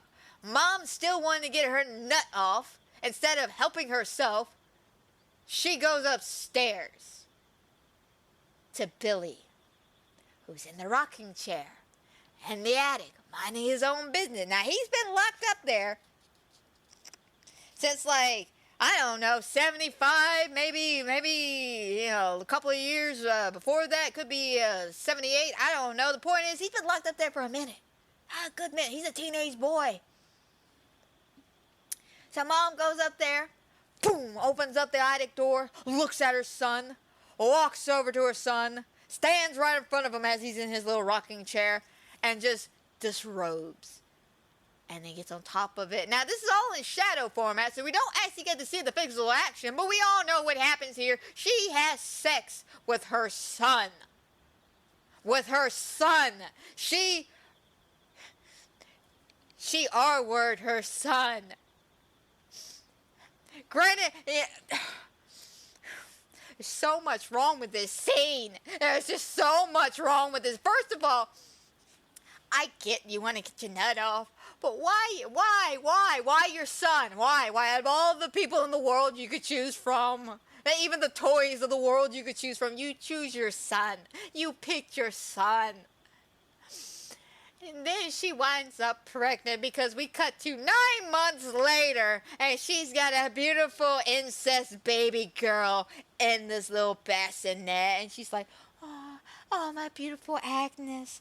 Oh, you know, all that shit. You can hear Billy upstairs, 9 months later, still trapped upstairs. She looks up and she's like, she's my family now. And then we end that flashback. Like I said, there's so much wrong with that scene. I don't know why we need this scene. I do not know why we need the fact that it's an incest baby. We didn't need that. If you want to give him a sister, that's fine, bro. Give him a sister. Have him have a sister with the new man that killed her husband. That could actually been a lot more interesting dynamic right there. Think about it. The intense hatred he might have felt towards Agnes. The fact that her father helped kill his father, but now they're related. That could have been like a common love thing. Let's all gang up on Mommy Dearest because she's the one that did this to us. But nope. No, we do this whole family incest thing, and yeah. I'm not okay with it. I'm not okay with it. I don't like it. I don't care for it. I think it's not only gross, not only disgusting, but it's just completely unnecessary and not needed at all. And I don't know if it was Glenn who okayed this. It was one of the fucking Weinsteins who okayed this. But the point is, I'm not okay with this. I don't care for it. I really don't. You could have cut that out of the movie. Would not change a single thing about this movie. You really could have just been like, oh, Agnes is the sister of the other man. Boom, there. Would not change shit about that movie. Except for one line. Where's your brother? Oh, no, is your brother home? No, my daddy is. Like, fuck you. Fuck you and that stupid line. Anyway, after that little flashback, you know, of course, you know, Eve's gone. The girls are talking about the Secret Santa and they're trading gifts now. And of course, you know, Dan Mom gives her a little gift and they're all, you know, giggling and shit. And then when you know, they get another phone call. Of course, they pick it up and like, oh, it's Claire's number again. Or Megan's number, or whoever's number. They flip it open. And of course, I think this one actually is Billy, not Agnes. I think the first phone call was Agnes. This one was Billy because he straight up just says, I'll be home for Christmas. That's Billy. Oh, the phone call is from Megan's phone. So as they go upstairs to check on Megan, because last they checked, Megan is still here. They didn't see Megan leave, so as far as they know, Megan's still in the house. So they head upstairs, and as they about to open up Megan's door, out pops douchebag Kyle out of a room. And of course, blonde girl is just like, oh my God, what are you doing here, Kyle? You know, why are you breaking into Megan's room? And listen, I tried to come in to see you, but I couldn't, you know, he's trying to sneak in and, you know, say he came to see her. In actuality, I think he was seeing if he can't find that sex tape that she was talking about. But they end up starting an argument, and, you know, Kyle, you gotta get the hell up out of here, you know, nobody wants you here, and all this shit. And hang on 1 second, gotta flip pages. I want to make sure I'm still in the right section here. Okay, but as they're not arguing, but as, you know, Kyle's trying to talk her out, you know, she's searching around, trying to find, you know, information about Megan. They're trying to get Kyle out of the house, and they're, you know, for some reason, everyone's just mad at Kyle for breaking in. I don't know why. Like, we all know, like, boys do this, especially in sorority houses. But apparently, we're all just suddenly mad at Kyle. I want to say it's because everyone's flustered about the phone call. And then Kyle, you know, makes some kind of comment about them being snarky bitches or something, and that you know, they come here every year. People come here and they don't know what actually happened. You know, they need to tell the real story of what happened to Billy, and he proceeds to tell the rest of the story. It's the last flashback we get of Billy. 1991. In 1991. He sees a present. It's the telescope upstairs in the attic with a little bow on it. I don't know why. I don't know who gave it to him. It just says, Billy, for God's sake, please be good this year, or something like that. I can't really remember, but it was basically a letter from his mother saying, Billy, don't do anything stupid. Just be good. And, of course, he doesn't listen. But for some reason, she gave him a present or something. But while he's looking at that, he's looking across the street at other neighbors with normal families and shit. And then we go downstairs to Agnes and her mom and the dad. And Agnes is opening up her present. And it's a cute little baby doll. And she's just like, isn't that the one you wanted? Oh, you're so cute. And you just see, you know, of course, Dad, you know, passed out on the fucking sofa. And he's drunk as shit. And Mom's just like, I'm going to make you some Christmas cookies, okay? And goes to get up and then creepily leans into Agnes. And it's just like, if you were my Christmas cookie, I would just gobble you up. And like pinches her nose. And it's just like, damn, woman, I don't know what's creepier. You hating your kids or you loving your kids? That's just creepy, no matter how you slice it and dice it. She was not fit to be a mother. Even on her good attention days, she was not fit to be a mother. She's just crazy. But as she's making the cookies, she gets a phone call. And, of course, she picks it up. She's like, Merry Christmas. Merry Christmas. Hey, I said Merry Christmas. And then you just hear Billy on the other end just go, she's my family now. And, of course, you know, Mom hears that and goes, oh, shit. And drops the phone, runs into the living room. Of course, Dad passed the fuck out. Agnes is nowhere to be seen. So she's like, Billy! You know, he starts screaming and runs upstairs. Of course, you know, Dad wakes up from the shenanigans. And they go upstairs and they flung open the attic door. And of course, Billy's not upstairs, and they hear shenanigans back it down in the living room. So they go back down the stairs, and as they're running, Billy, somehow, I don't know how, got into the tree, and he was hiding in the tree. Now, we know Billy's been moving around because at one point before, Mom said that creepy, I'll gobble you up line. She heard noises upstairs, and Agnes like, oh my God, is that Santa? No, that's not Santa. So I'm assuming that noise she heard was Billy somehow making his way into the living room, which, again, goes back to that point I pointed out earlier about, he could have left at any point if he was able to do this. Why did he wait?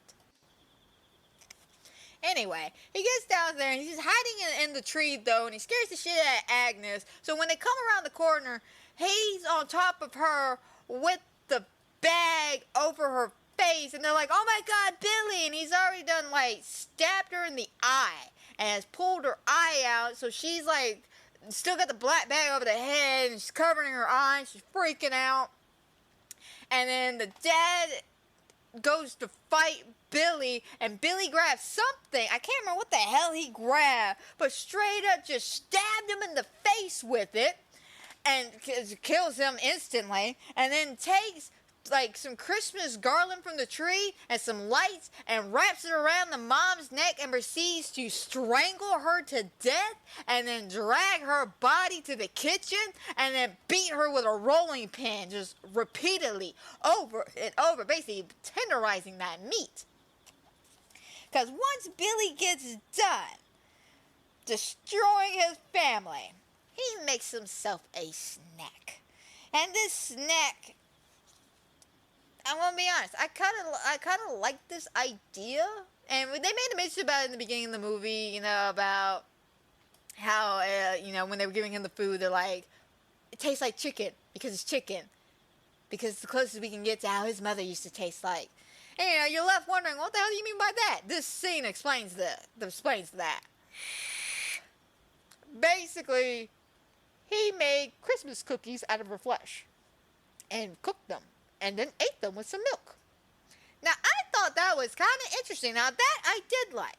Now, if you would have added more scenes like that, like this scene right here of Billy sneaking into the house, stabbing Agnes in the face, ripping out her eyeball, fucking stabbing the dad in the face with something on the Christmas tree. Like I said, I can't remember what it was. And then strangling the mom and then beating her with a rolling pin so you can eat her flesh. That's creepy. That's good. Now, they would have not even told us the fucking backstory. It just would have had this scene as the opening. Imagine this scene as the opening. Let's rewrite Black Christmas 2006 for 5 seconds, okay? Move shit around. The opening of this movie. You want to retell the story. You want to tell us a little bit about Billy. We start with this scene. We just start with this scene. Just, Mom's sitting there, oh my God, I would gobble you up, the whole Santa, she hears that, and, Mom's like, no, that's not Santa. And then we see all that unfold. You would then be left wondering, what the hell, man? Why did this? Who did this? What the hell? You'll be asking so many questions. That could have really got the juices flowing. That would have been an amazing opening for this movie. But no, it's in the middle of the movie, and it's part of a backstory flashback, this scene. So, it still works. It still works. It's one of my favorite flashbacks out of all the flashbacks I've seen in the movie, because it's actually one of the only ones that's very intense-filled. Because at this point, we don't know what Billy can do. We know Billy's mad, and we know Billy's been sexually assaulted by his mother and gave birth to his sister-daughter. It's like a Bubba thing going on. What would they relate to the Slaughters? Are they related to the Slaughters?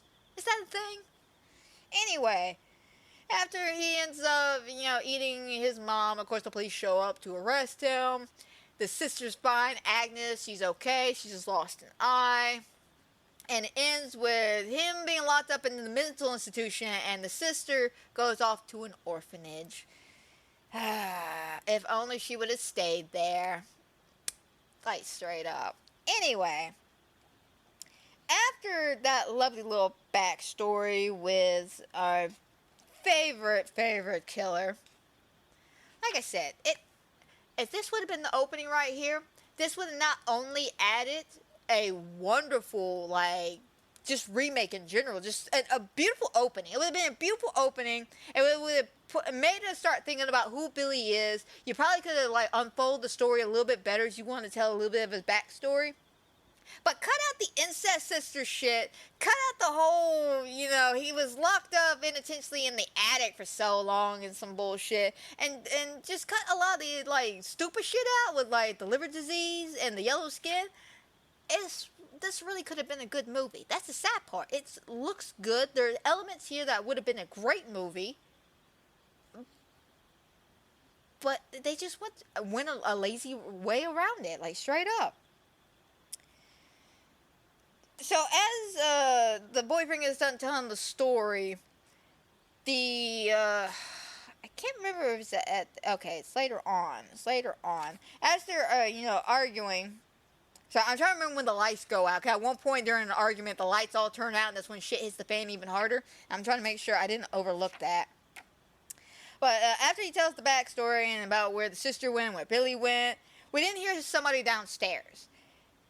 And as everybody rushes downstairs, let me phrase that. Not everybody. Kyle and Blonde Girl stay upstairs in Megan's room to search around. Because, again, they don't know where Megan's at. And they go downstairs to talk to somebody. And it turns out it's Claire's sister, Lee. And Claire's just like, okay, I traveled all the way here. Now, is anyone going to tell me where the fuck is my sister? I like the introduction. I really do. She plays that cold bitch very, very well. I like her. Lee's one of my favorite characters out of the bunch. Next to the Michelle Trachtenberg's character. But again, everybody's got equal amount of screen time to a degree, except the people who got killed off pretty early in the movie. Because, you know, the deaths end up slowing down for a little bit. And then they pick up where it's like, people are rapidly dying one right after the other. So, you know, there's a lot of people we gotta get through when it comes to deaths. And like I said, for a lot of these characters, I can't even remember their names. I call them by their hair color. So when I say Leah is one of my favorite characters, that should say something there. Leah is one of my favorite characters. I'm so mad she dies at the end. I really wish they would have kept the original one when she actually made it. She deserved to make it. She 100% deserved to make this ending, and they killed her off. But as they go downstairs to talk to the Leah about, you know, where her sister at, and they're all freaking out. They find out she used to be here at the school. You know, she was an alumni. You know, she was in this house. She was a sorority. Blah blah blah. You know, she's like, I don't need to prove that I used to be here. I'm just here for my sister. I didn't really care to come back here, but I'm here for my sister. So where's my sister? And nobody knows. And so while everyone's trying to figure that out, Leah looks down and goes, oh, I still see we're doing the gifts from Billy. Oh, this is a new twist. This isn't to Billy. This is from Billy. And everybody kind of just goes, huh? What? That wasn't there before. And they all rush over. They proceed to open it. And it's the baby doll. Agnes's baby doll from the flashback scene. And it has no eyes.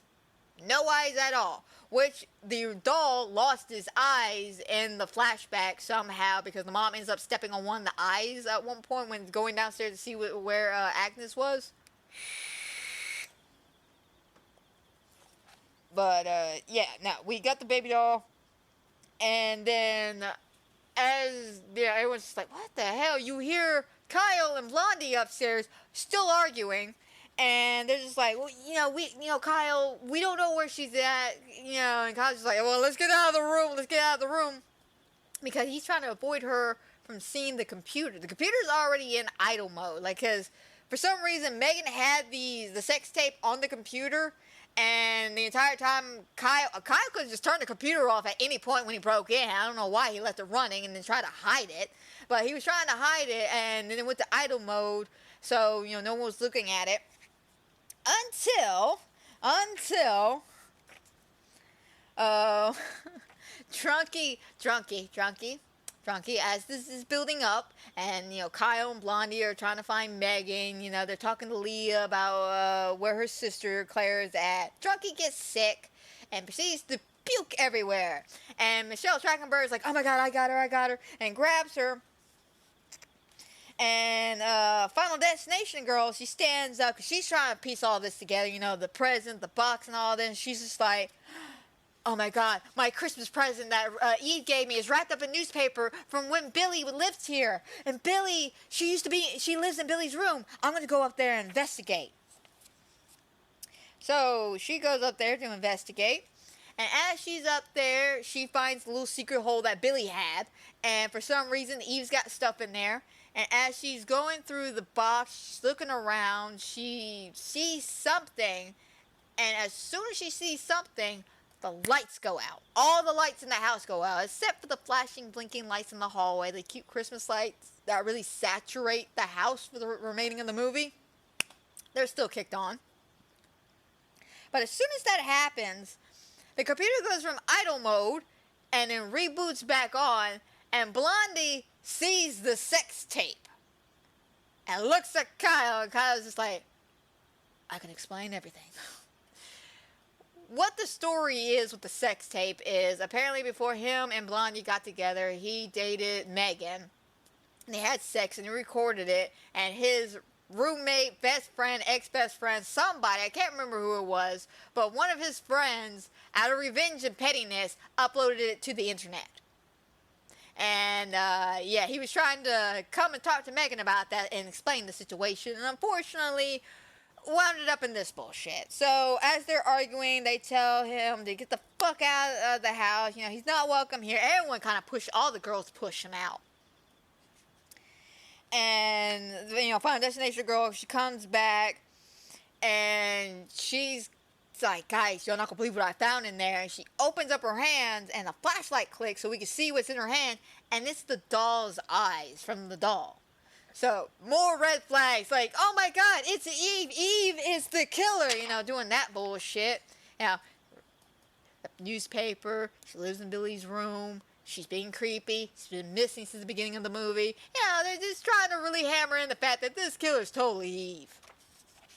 Which they're trying too hard, which is why I knew right off the bat the killer was not Eve. And also, the killer throughout the entire movie, especially Agnes and Billy, wear the same clothes. They wear the same clothes. From the beginning, like when we see Claire's death in the beginning of the movie, and we see Agnes underneath the bed, she's wearing a red, jammy set. Like a little red, pink jammy set or something like that. And, of course, Eve is wearing normal clothes. Jeans, hat, scarf, fucking sweater, all this shit. So, at no point did I watch this movie and go, "Oh, I guess Eve changed clothes or something." Because that would make no sense that you would start the movie in one outfit, then in your introduction you are in another outfit, and then you come back and change back into your original outfit for the rest of the movie. Like, it never made sense to me. But again, they gotta hammer home the red herring. So, after they kick the boyfriend out, they get him out. They're trying to figure it out. We cut with Drunky and Michelle Trachtenberg's character, and they're getting a shower ready. And this scene, it's just, it's a staple. It's a staple when it comes to modern 2000, early 2000 movies. For some reason. We always had to have a shower scene. Don't ask me why. We don't know why. There's just always a pointless, but not pointless shower scene. It's like, there's no point in actually having her naked, but it makes sense for the character to need to take a shower. Like in Freddy vs. Jason, when the girl goes to take the shower and then comes back to find her boyfriend dead in the bed, of course she's just like, she's cuddling him and he's like, I don't like it when you do that. She's like, "Fine, I'll go deal with the shower then."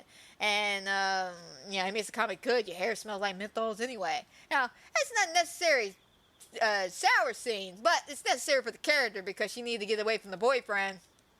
And, we need to see some silhouettes, some tits, and we also needed her out of the room. For this one, it's more, we needed some more creepy factor. We need to see some side tits, some side boob action. So we, had this moment where she's getting undressed, And we see from the floor a little finger just start popping through the floor and removing a little tile. And of course we lean in closer, and it's Billy, or Agnes, I should say, or I don't even I want to say it could be Agnes, could be Billy. I don't know if Billy's already in the house at this point. He said, "I'll be home for Christmas." That's the last time we've seen him. I don't know if he made it or not. I never know where anybody's at. Because it also makes no sense for Agnes to be underneath the floor watching a girl take a shower. It would make more sense for Billy to do it, but I don't know if Billy's there. I don't know. Scene don't make sense. But the point is, we got an eyeball watching the chick take a shower. And what's even funnier is that first scene, when he, pops the tile off and he's looking through the hole, she undresses and drops her clothes on the hole. So the person then proceeds to move, I guess, slightly to the left and remove another tile from the floor and proceeds to continue to look. Like, what the hell? What the hell? But you know what? It's all right. It's all right because of this next scene, this next moment. So after she gets done taking a shower, and we're having that creepy moment of she's being watched, Michelle Trachtenberg's character comes in and she's like, "Hey, Drunkie, you okay?" "I'm fine." "Okay, no more drinky, okay? No more drinky, okay?" "Okay." And takes her to the bed and lays her down. I just love that because that's just, that is a sisterly thing to do. That's what a sorority sister should be. Michelle Trachtenberg is the only non-bitch character, if that makes any sense. Like, she's a bitch. Like, she has her bitch moments. But it's more like a sassy bitchness, I mean, she's not like a bitch or a cold bitch like Lee.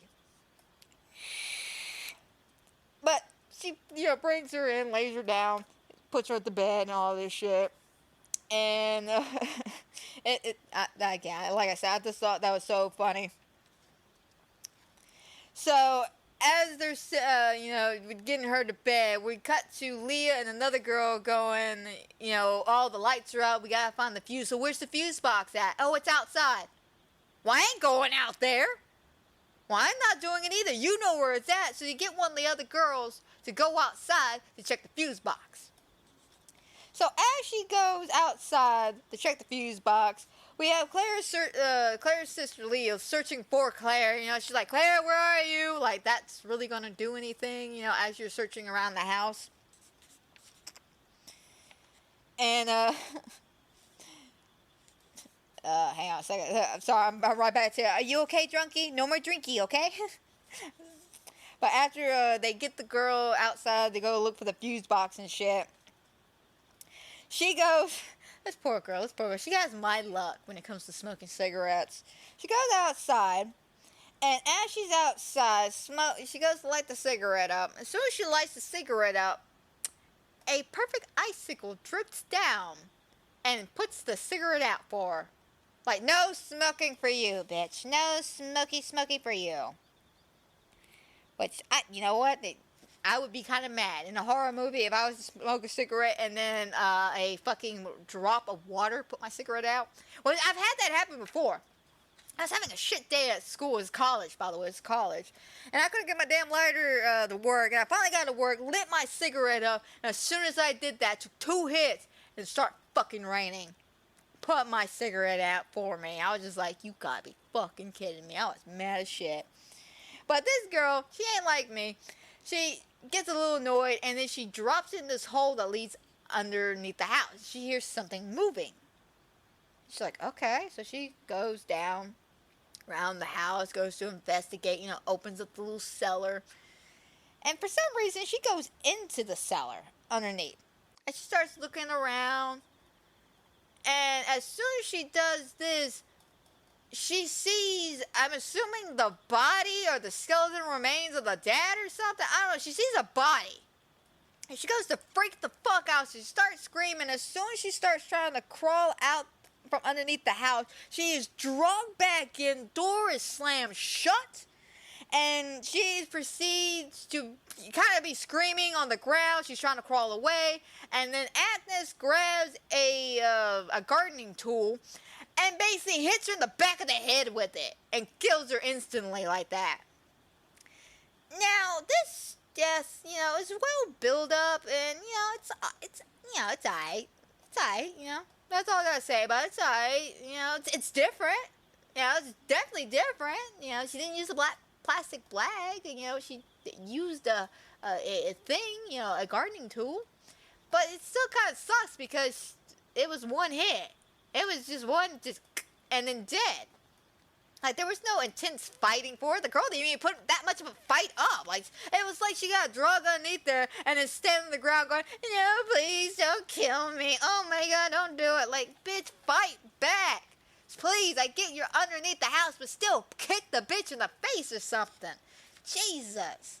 But she does. And I'm annoyed, but she does.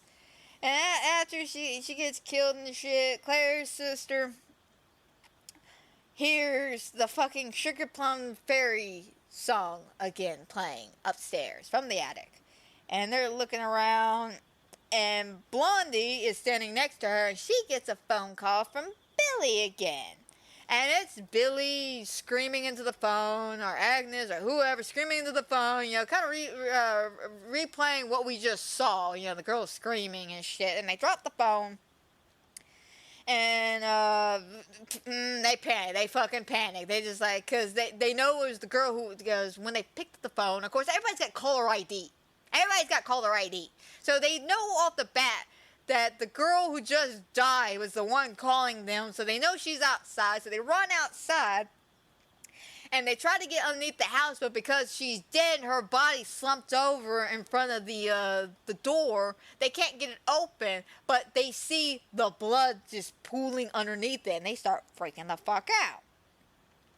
And they run inside, and they're just like, what do we do? What do we do? And of course, Final Destination girl sees, hang on. Is this the part where she sees Eve's car? Yeah, Eve's car. She sees Eve's car, and Eve's already supposed to be gone at this point, because remember, she left earlier in the movie. So they're like, why is Eve still here? So we got the girls freaking out in the back, Final Destination chick looking at Eve's car. They go over there to investigate it, and it's like, it's all intercut, by the way, with them finding the other girl underneath the house with the blood and shit. It's all intermittently cut together, but she walks over to Eve's car, and somebody else is just like, come on, we gotta go, just leave her alone. But Eve's in the car. Why is she still in the car? And they open the door, and when you know, Eve's head just falls to the floor. Just falls straight to the floor, right in front of us. It looks beautiful. It looks good. It looks real good. There's no shock of horror, though. Yeah, it's just like a basic sever head kind of thing. But everybody freaks out, and they run to the house. And as they, lock the doors and shit, they're trying to figure out what to do. They call the police. Now, this is where the expectation of the police, basically blew my mind. I was half expecting everyone to suddenly run out of cell phone service or something. No, they get through to the police. She's like, 911 to emergency. Help! People are dead. We got a decapitated body here. Da-da-da-da. And the police are like, all right, we on our way. It's just gonna take some time, though. Turns out the reason why it's going to take some time, it's going to take roughly 2 hours. 2 hours. Because of how heavy the snowfall is, there is traffic jams and car accidents blocking a lot of these major roads, so it's taking cops a good few minutes to get around. But they did tell the police, which I find it weird why it still will take them 2 hours to get here, that there are 2 people dead and some people are still missing. Presumed dead. You would think the police would be like, fuck these car accidents. We have a murderer on the streets, and make their way over. But nope. They're going to take their sweet little time. So because the cops are taking their sweet little time, they're trying to debate, what do we do now? What do we do? Do we stay in the house? We know Billy's in the house. We know the killer's in the house. That's a given. So do we stay in the house and wait for the police, or do we start the car and try to get the fuck out? So there's a whole argument about who's doing what, and Lee, of course, is like, I'm staying until my sister shows up. I'm not leaving, because when she shows up and the house is empty, I'm not doing it. I'm staying. And I think Dawn's like, I'm staying too. And the Den mother's like, no, I'm leaving. And then Final Destination chick's like, no, I'm leaving too. So they decide to split up, which is never a good thing in a horror movie. But Mother Den, the Den mother and Final Destination chick go off to the car, and the other girls want to watch them leave from another room in the house. So they go upstairs, and they're trying to look around. And, of course, they go to Drunky's room, and she's fine. She's fine. Yeah. Good for Drunky, by the way. She was passed the fuck out. There's one point where they go check on her, and you think she's dead because, you know, she's covered up.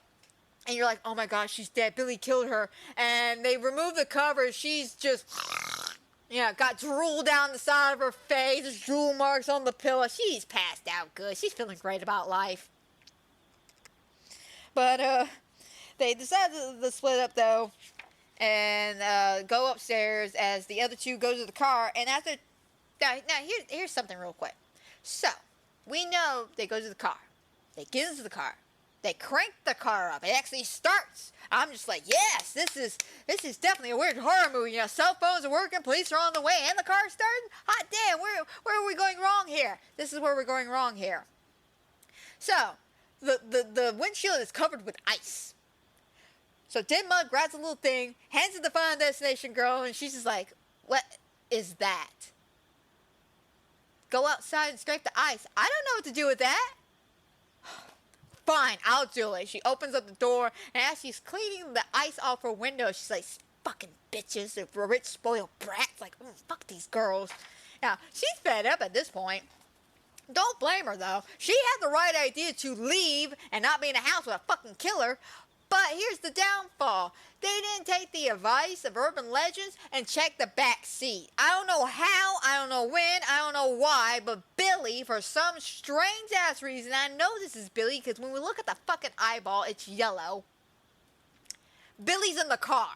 Billy's in the back seat of the car for some fucked up reason and proceeds to kill Final Destination girl. We don't see how he did. We know there's a lot of blood because as Dead Mom is scraping the ice and shit, fucking, we hear something moving in the car and then we see Billy's eye and then blood splatter just all over the windshield. Now, I visually like that. Because of the fact that we have the white ice on the window, we see the glowing yellowness in the car from the car lights. And then we just see this deep shade of red all over the window. And it pops out so well, that white. And oh my god, like I said, visually looks great. It visually looks stunning. But then you start thinking about it too long of how the hell did he do this and why? And it just ruins the whole thing. So don't think about this movie too long. So Dead Mom freaks out though. She drops the little ice scraper thingy, falls to the ground, starts backing up, and for some fucked up weird ass reason, it wasn't even Billy, it wasn't even Agnes, it was just Mother Nature telling her to fuck off. She hits this wall and then looks up and an icicle comes out of nowhere, falling from the roof and impales her in the eye and kills her. Why? Why? Just why? Like, you had this really good build. Now imagine this. Okay. Dead Mother, getting the ice off the windshield. We see Billy, blood splat all over the window. She screams, ah! Drops the thing, hits the ground. She's crawling back in the snow. And the thing is, because, it's heavy snowfall, so she keeps slipping in the snow as she's backing up. We see the car door open. We see a foot stick out. And it's covered in blood. It's covered in her blood. The chick, the Final Destination chick girl, comes out. And we just see, we don't even see the full silhouette of Billy. We don't even get to see the full thing of Billy. We just see Billy's feet. And as she proceeds to try to get up and run, of course, like I said, heavy snowfall, so she's slipping everywhere. She can't get a grip on the ground. And we got this scene where as she's trying to crawl up, Billy is behind her, and it's still all in silhouettes and shit. So we're just seeing like the chest up and everything. Kind of a well built up scare. As she's crawling away, Billy comes up behind her, grabs her by the hair. He pulls her up, can grab an icicle from the roof itself, or from somewhere on this house. Could grab an icicle and then stab her in the eye with it. That would have been so much cooler. Straight up, that would have been so much cooler if Billy would have done that himself. But no, it was Mother Nature going, yeah, bye-bye, we don't need you in this movie anymore. Go away. Go. Shoo, you're done. And I just don't get it. I don't get that death. I don't. Like, you were doing so well. Everybody else is dying, normally by the hands of the killers. Why does this one gotta be different? But as this is happening, of course, the girls are all looking, and they are so why aren't they leaving yet? Like, what's going on? They got the car started. Why aren't they leaving? And unfortunately, because of the blind spot, we only get the tail end. So they didn't see all the craziness that happens. They don't know what's going on. And Dawn, and this, I don't know why I keep calling her Dawn, Michelle Trachtenberg's character in this whole situation goes again to wake up Drunky to check on her. Wait, hang on. She falls back in the... Okay, yeah. So, but after they, they're in the Drunky's room, and they go to check on her, she ain't waking up, and something happens. I want to say Kyle comes busting on in, because it freaks everybody out. And as he busts on in, it makes one of the girls fall back and hit Drunky, and Drunky, of course, for some reason, I guess the force of falling back, moves her body, and she rolls back, and you see now she's dead. She was alive like 5 minutes before this, before everyone split off and shit. Now she's dead. All we know is that her eyeballs are missing. Like, we just see blood coming out of her eyeball. She's dead. She's dead. There's no blood everywhere, which is very sad. For some reason, I was expecting more blood. But Michelle Trachtenberg sees this and is just like, oh my god, and she backs up and gets a black bag put over her head. There's a bit of a struggle a little bit. She gets a good elbow in, takes the black bag off. Or was it Kyle that busted in there? I can't remember why. I didn't even have it written down. This is literally my notes. Then Mom, she falls back, icicles falls on her head, stabbing her through the eyeball. Dawn is attacked, fighting back. I literally just, I don't know why. I guess I zoned out for a sec or something.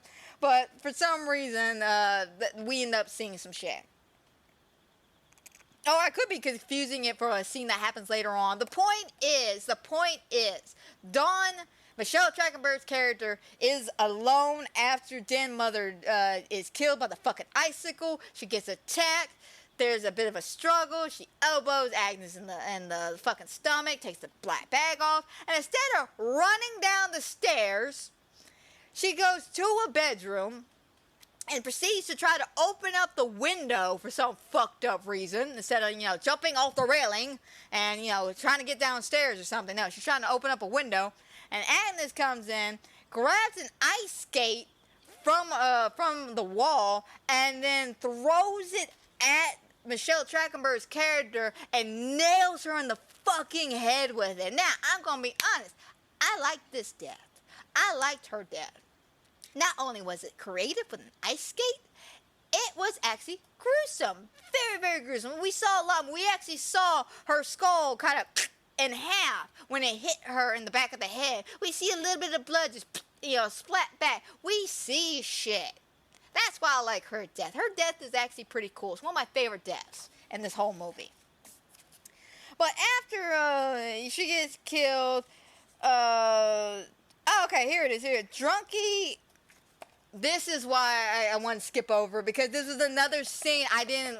This is why I forgot about this scene. This was another scene I didn't fucking get. This was just another scene in the movie I didn't fucking get. So, like I said, Den Mom dies.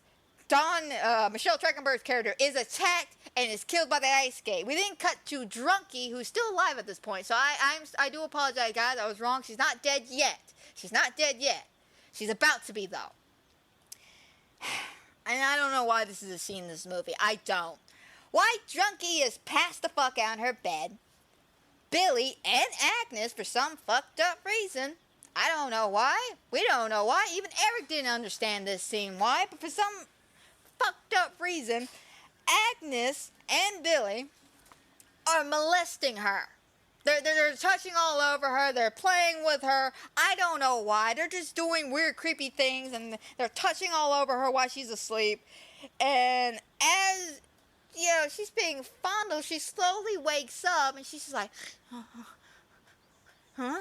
Like, she realizes something's not right here. So she sees the glass unicorn on her little nightstand, And as she slowly wakes up, we see like a hand underneath the cover messing with her. And, you know, and anybody who's ever played with their woman, you know, has, you know, had fun with a woman, knows what I'm talking about.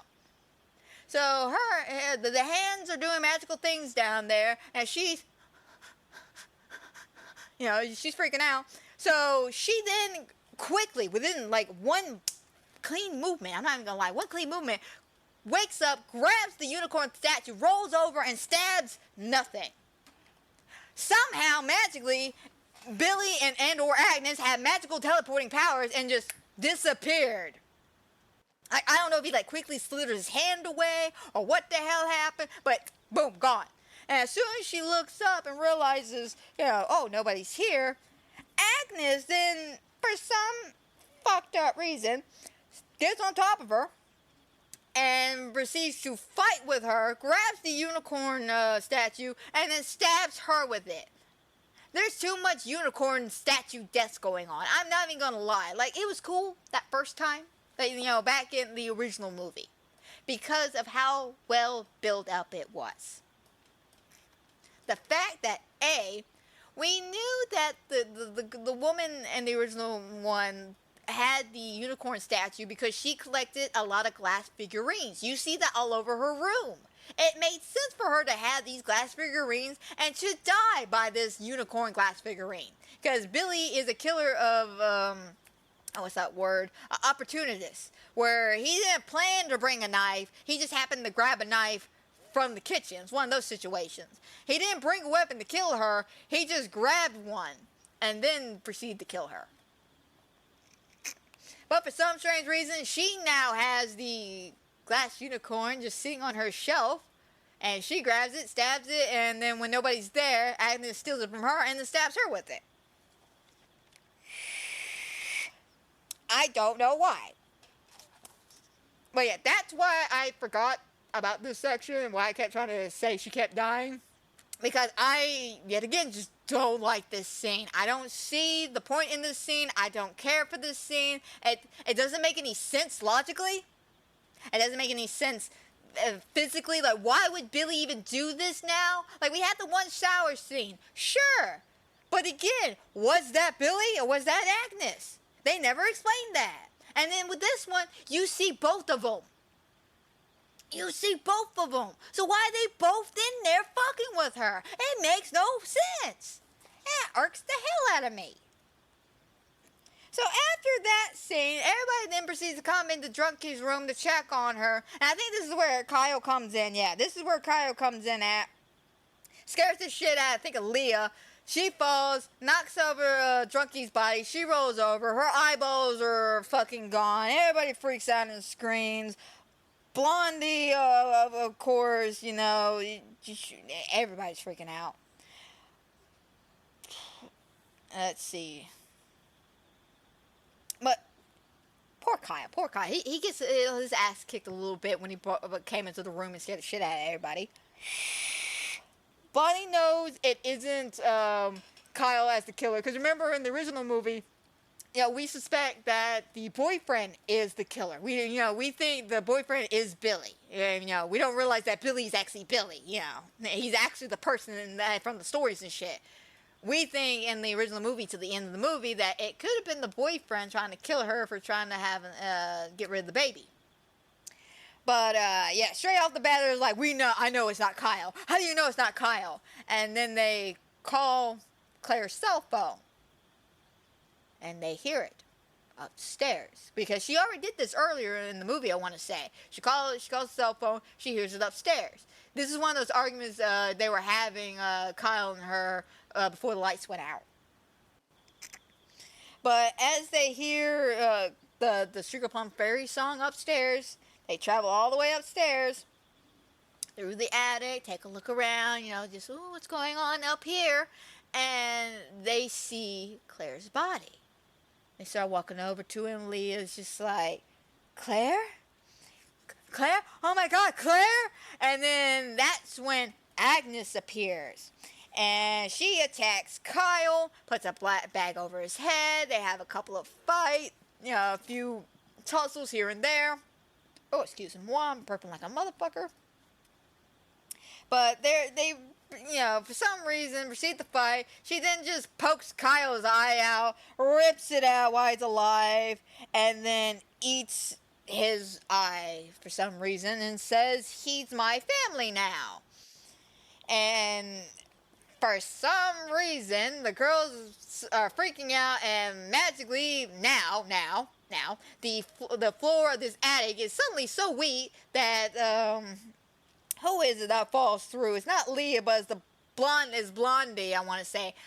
No, wait, it's Leah. It's Leah right here. Leah falls through the floor for some reason. Like, suddenly, the weight of her and the fighting and all that shit broke the floor. She falls through, and, Blondie's trying to, help her up.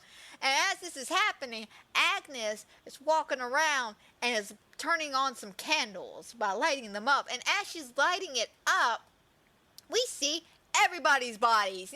We're not just left with Claire and the Jen mother's body upstairs. No, everybody's body's upstairs. We got Michelle Trachtenberg. We got Drunky. We got Claire. We got everybody. Everybody's up here.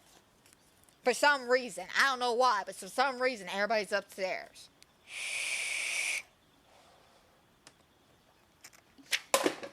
Oh, crap. Oh, my vape okay? Alright, yeah, it's fine. Sorry, I put that too close to the edge. Did not mean to do that. Anyway, and as we see the bodies, of course we see the Christmas tree, and the Christmas tree's got eyeballs hanging off of it, like little decorations. And, and we're all, I guess, supposed to be shocked by this. Just, oh my God, the grotesqueness, the violence, I don't get this. I don't get it. I don't get why they hung the eyeballs on the Christmas tree. Like, eating them, sure, yeah, and, cannibalism. Give or take. If you want to have decorations of human skeleton remains and body parts, that's fine, Ed Gein did the same thing. But the fact that you're doing both, You're eating the eyeballs and decorating with them. Buddy, I hate to be this person. I really do. I really, really do. But, it's got to be one or the other when it comes to this. When it comes to eyeball gratuitousness, it's got to be one or the other. It's either decorate with them or eat them. It's just overplayed when you do both. It's just overplayed when you do both. It's like too much eyeball action. Just do something else with the eyeballs. But, we see the Christmas tree eyeball thing, and of course, Leah falls through, and Blondie gets attacked. Of course, she gets a little bag over her head. She fights back against Agnes, stabs her in the eye with a fire poker, and of course, because Agnes already lost her eye, she just pops that bitch out. No big deal. And she says something, the Blondie looks at Agnes and says something along, something about Billy being there. Just like, where's your brother at? Or, how's your brother here? Something about the brother. And Agnes totals back with, no, my daddy's here. Oh, I think it's like, is your brother here or something? Or why is your brother here? Or some bullshit like that. I don't really remember the fucking line. It was so stupid. But Agnes replies back with an even stupider line with, no, my daddy's here. Oh my God, plot twist. Agnes is the killer in the whole house. Oh my God. Billy, incest baby sister and him were murdering all these people inside the house. And then, as that happens, and the reveal happens, Daddy's home, Billy comes busting through the floorboard of the attic and comes crawling up, being super creepy. So now Blondie's stuck between Billy and Agnes, and there's a fire at this point. I forgot to say, when Leah fell through and she was trying to stop herself from falling, and also during the midst of Blondie and Agnes fighting, the Christmas tree and candles got knocked over, fire happened, so now the house is somewhat on fire, and we got Billy, and Blondie's in trouble, so she decides to pull a Billy and go through the walls and try to climb out, and of course Lee wakes up for some reason, it takes her a minute to find where Blondie's at, but eventually Blondie starts banging on the walls like, I'm in here, just like pounding on that shit. And Leah finds out, so Leah starts like trying to bust open the wall, like breaking it with a weight and shit. And of course, Billy's coming through. And Agnes is, wait a minute, I think it's, Agnes is coming down, Billy's coming up or something. I don't know. The point is, she's getting sandwiched. And somehow the Christmas tree that's on fire, you know, the lights are wrapping around to somebody. I can't remember if it was Blondie who's it's stuck on, or Agnes or somebody. But the point is, it's slowly coming down off the side of the fucking floor as it's on fire. And once they get the Blondie out, they pull her out, the Christmas tree comes crashing down on fire, hits Agnes, hits Billy, you know, the girls are run out, Lee grabs the blonde chick, they grab their coats, the fucking coat hanger falls down, doors left open, we're left with Billy sticking his hand out of the wall on fire, screaming, ah, ah, but he's on fire though. So after all that shenanigans, and everybody escapes, you think, oh my god, such a movie, such a beautiful movie, I can't wait for this to end. No, we still got about 15 minutes more left of this damn movie. So after that, we're at the hospital. The girls are sitting there, you know, traumatized as ever, and this autopsy dude's bitching on the phone about working late and all this shit, and they got the bodies, and of course he pulls a Jason Voorhees, Michael Myers, insert famous horror killer icon that always winds up dead at the end of a movie, air quotes around that. Point is, pops out of the fucking body bag, they kill the poor guy, they grab one of his little tools, right into him. We don't see it. All we see is the blood splash upon his eggnog, which he had in one of his beakers with a little candy cane stick as a stir. I thought that was cute. But as that's happening, of course, the girls end up getting split up. Because, you know, Leah, she's fine. It's the Blondie that got hurt during all this shit. So they go take her do some x-rays for the doctor's leave for the holidays. And Leah's left in. And there's a little callback, a little nod, a reference even, if you want to call it this, to the original Black Christmas. Now, we all remember in the original Black Christmas, one of the biggest goose but crazy, like, payoff moments in this whole movie was the front door. We all know that the front door had problems opening. Now, they make comments about it several times. Some of the girls struggle with it. Even the Den mother made a comment about it. We all know that the door is fucked up. So at the end of the movie, when she's trying to escape and she can't get the damn door open, it makes sense. And you're just like, oh yeah, the door won't let her out because it's stuck. Same thing here. As they wheel her out, the nurse makes a comment about the door. She's like, oh, this damn door, you know, it's a little messed up. What, you know, it's going to, you know, be a little weird. Oh, well. And they walk off. They go do what they got to do. And Leah's left alone. And she hears something in the hallway for some reason. Walks out of the hallway. Starts looking around for a second. Comes back. And sees a blonde person in the bed. And she thought, hey, wait a minute. I thought you went to go get x-rays. She did go get x-rays. This is Agnes. Agnes comes out of the bed and just strangles her. And it ends with her screaming, no, as she's being strangled. That's a lame fucking death. I'm not gonna lie. I was pissed. I was pissed when she died. I was like, you gotta be fucking kidding me. Out of anybody who deserved to live, it was her. It was her. But no, we kill her off in a basic way. We don't even get to see a payoff of her body later either. We just know she got strangled. Fucking sucks though. I was mad as hell. Like, the best character of the movie. You're gonna kill her off in such a lame way? At the last minute of the movie, basically, it felt like. But anyway, after that, Blondie eventually gets rolled back into her room, and she was like, where'd Lee go? Oh, she probably went to the bathroom or something. Whatever. Closes the door. She then proceeds to hear something. She looks up. And we as the audience see it. I don't know if she sees it, but we see blood start pulling into the light, which means her body's up in the ceiling and it's pulling blood, which again makes no sense. Now that you think about it, she got strangled. Where's the blood coming from? Like, it was a big pool of blood, so it was like she got stabbed at some point, but we never see it. If she did get stabbed. But, oh my god, that makes even less of a sense, alright? Again, guys, the more you think about this movie, the less sense it makes. Anyway, Blondie knows all this shit, knows Agnes, or the killer, is in the room, and Agnes is sneaking in. Blondie, of course, tries to get the door open. It's not opening because it's conveniently stuck. And what's supposed to be another nod and or reference to Black Christmas is, as she's trying to call for help, she's hitting the big red button, help, back up, assistance, I need something. The nurses are all distracted by Christmas carolers. Now, where's the nod and reference at? I'll say it yet again. The scene where the girl is killed with the unicorn, the glass unicorn statue.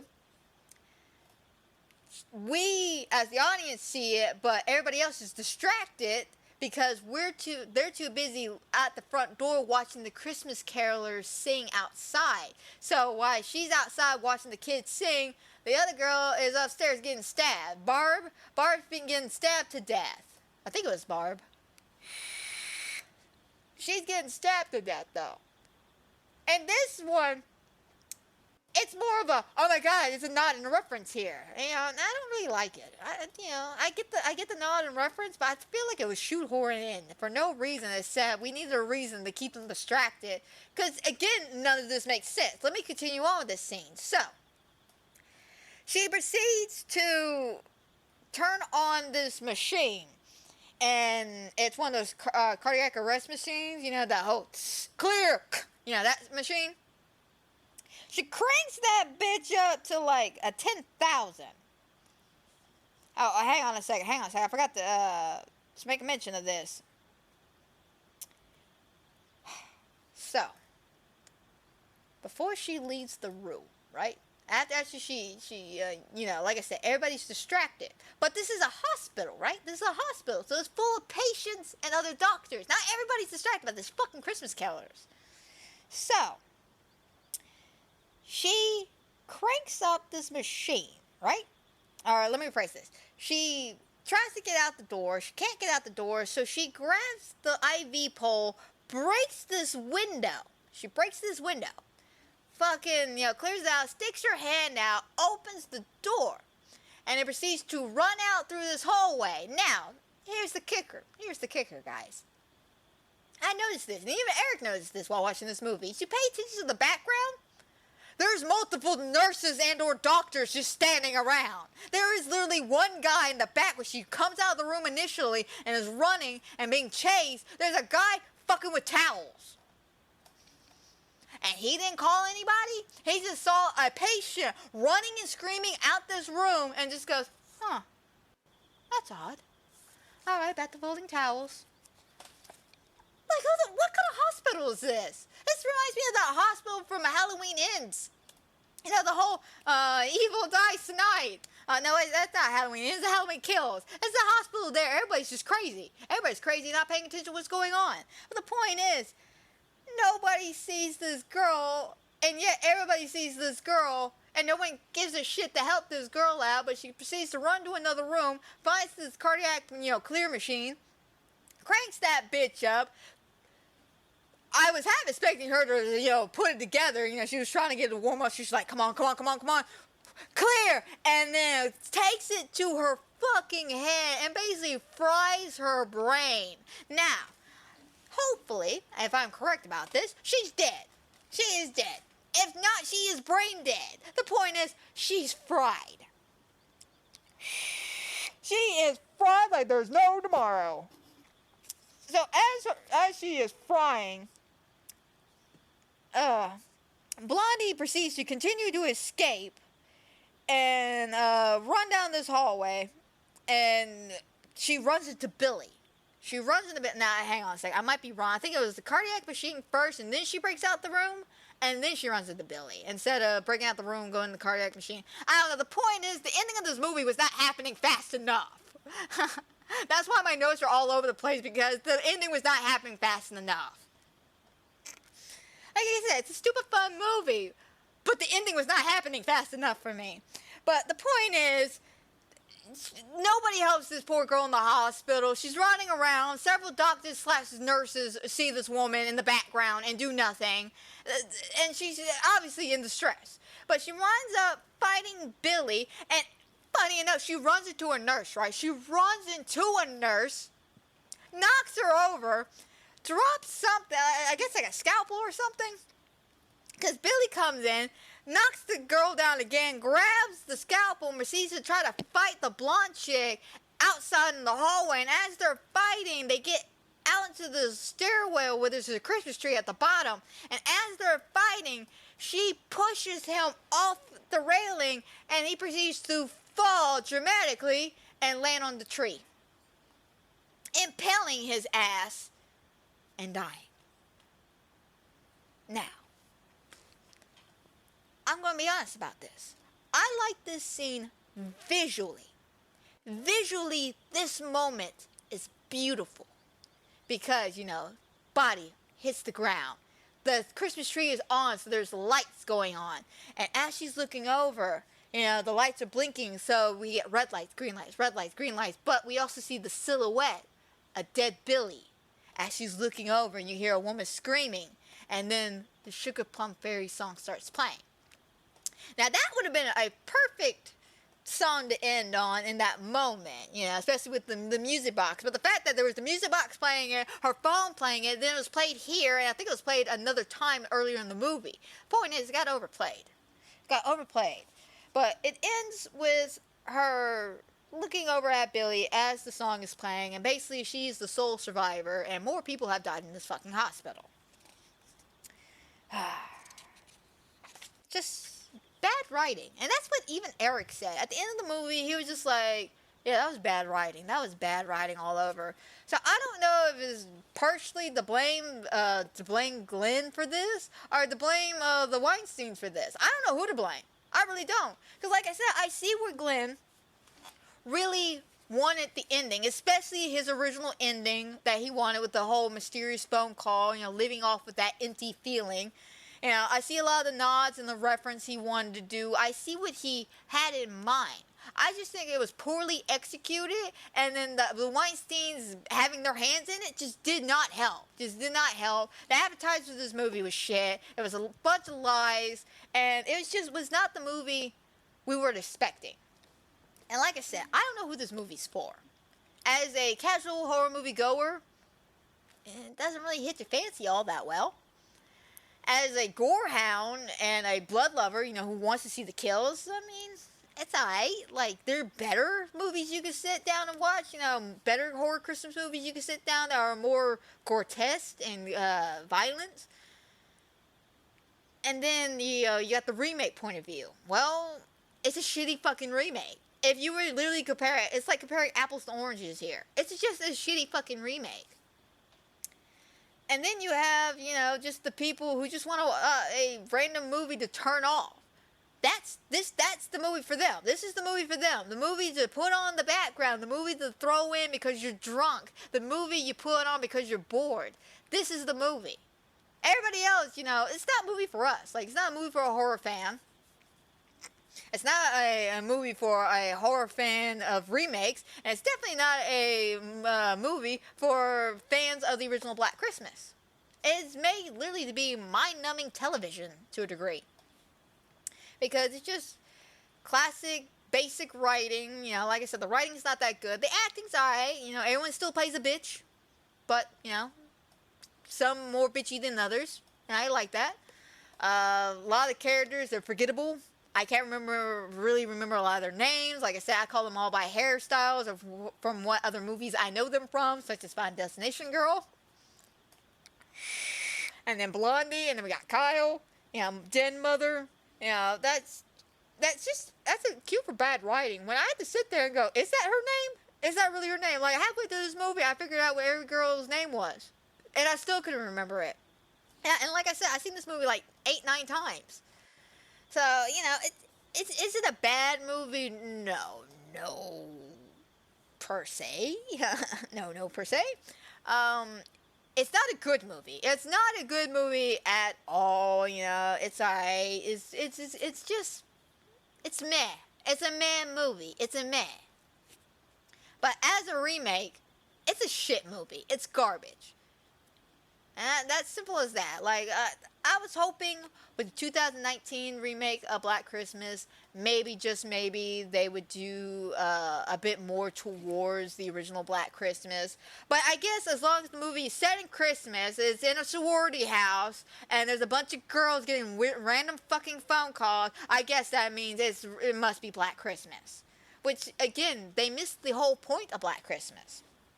Now, I get why he had to change some stuff around, because there was some stuff at the time that was not valid, or valid for the time period. Because, remember, originally, the original Black Christmas, one of the biggest messages of the movie was her body, her choice. You know, because the whole thing was the main character wanted to have an abortion because she didn't want a baby. She wasn't ready for a baby. She didn't want a baby. So it became, the boyfriend wanted her to keep it. She didn't want it. And this is why we think the boyfriend might have been the killer and why all this was happening. But that was just a red herring. That was just assuming that he was the killer. And in actuality, he was just a crazy guy who just wanted to come home. That was it. And I'm fine with that. But unfortunately, they couldn't put that big message into this movie because at the time, it was her body, her choice. This was even before the time of Roe versus Wade's turnover. This was kind of not important because women had the option, the choices. They didn't want to have a child. They can deal with it. Unfortunately, nowadays, different story. That's a different political argument for a different podcast. Straight up. Like, I'm not even going to get in there about abortions, about pro-life, pro-choice. I'm not, I have my own thoughts and opinions on that, but I don't talk to people about that because that causes too many arguments. And I'm just not that type of person who wants to argue about that. But point is, you couldn't put that in the movie now because it's not really as important in 2006. Now, if they would have done it in 2019, different story. Because then, at that point, that would have made more sense because they were working on overturning Roe versus Wade. So yeah. Is it as bad as the 2019 one? No, God, no. 2019 one is like rat feces, and this one's just dust on the bookshelf. Best analogy I could put there, 2019 one's it's feces, and this one's more like dust, and then the original one is just a classic. It's just a wonderful classic. But overall, it's not a bad movie. It's still a shitty movie. It's got, some hammy lines, some dialogue, some bad choices in it, but it's still a visually good-looking movie. The music's alright in it. The story's alright, it's a meh movie. It's a meh. Yeah, that's it. I literally give it a meh rating. I give it maybe a 6. A 7 on a good day if I'm drunk, kind of thing. Maybe a 6.5 if I'm drunk. Unless I get too drunk, then it's like a negative 6.5. But the point is, it's a meh movie. Could you really compare it to the original one? No. They may be similar, but they're also extremely different. This one's more of a classic slasher movie, where the other one was more of a suspenseful thriller slasher. And again, I like the original Black Christmas. It's a classic. I suggest watch it. It's, I want to say Amazon has it. YouTube's got it. Definitely sit down and watch the original Black Christmas. And for shits and giggles, get drunk. Sit down and watch this 2006 classic here. I say classic with very, very, very thin amount of salt there. Very thin amount of salt. Just sprinkle that thought on. A classic Christmas horror movie. You can't really do too terribly bad because when it comes to Christmas horror movies, it's kind of a mixed bag. You have some more modern movies, like one I wanted to watch this year, but I haven't got a chance to sit down, and I may not be able to talk about it till next year. It's ATM. I've heard that was a really good movie. My buddy Bidwell suggested that one. Of course, you have Violent Night, which is not really a horror movie per se. It's just very violent. Then you have Silent Night remake, which that one was actually pretty good. I do remember watching it and enjoying that one. Compared to the original Silent Night, which that's a whole different conversation and kit and caboodle itself. And then you got, movies like P2, and then there's not really too many choices when it comes to Christmas horror movies, so you gotta get what you gotta get, and a lot of the times, people play it pretty safe because, again, you don't want to piss off the religious fuckers during Christmas. God forbid we, as horror fanatics, actually have something we want for Christmas, I get it, y'all all into Charlie Brown and shit, which, don't get me wrong, I love Charlie Brown's Christmas. But sometimes I want a little Violent Night, Sometimes I want a little Better Watch Out, which that's also another good Christmas movie I would like to talk about as well.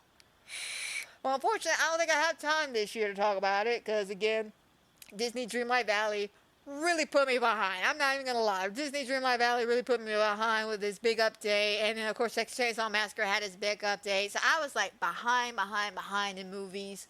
And I know in November I only did the FNAF, FNAF podcast of the movie. I did plan on doing Thanksgiving, but there were some complications with that, and I'm just going to leave it at that. There was just some complications, and yeah. But I think I done rambled on long enough about this kind of movie, so we're going to go ahead and end this podcast here. I hope everybody has watched, is watching, will watch. I hope you enjoy. I hope everybody has a fantastic and a wonderful night. And guys, don't forget, if you want more podcasts, you want to see more Disney Dreamlight Valley, and if you just want to see more horror gameplay in general, don't forget to check out my YouTube at AmandPlays93, where you can get all the podcasts with the visual effects and everything, all my gameplay footage for any horror game I do, and all Disney Dreamlight Valley content. Please check me out. And if you're just more into my podcast, you don't care for the gameplay, then don't forget to like, subscribe, and comment down below on Anchor, Spotify, and here on YouTube, because damn it, man, the algorithm loves it. And I love the algorithm, so we all have to work together with that algorithm here. But that is the story for another day. So until then, my friends, y'all take care. And I may have a top 10 video of the 5 worst and 5 best horror movies I've seen this year by the end of the year. If not, I'll see y'all next year with, I'm going to be honest, I'm thinking of starting off with a bang with either the Fall of the House of Ushers or with the Saw franchise. I'm not quite sure. I'm going to have to figure it out. But like I said, that's the story for another day. So until then, my friends, y'all take care.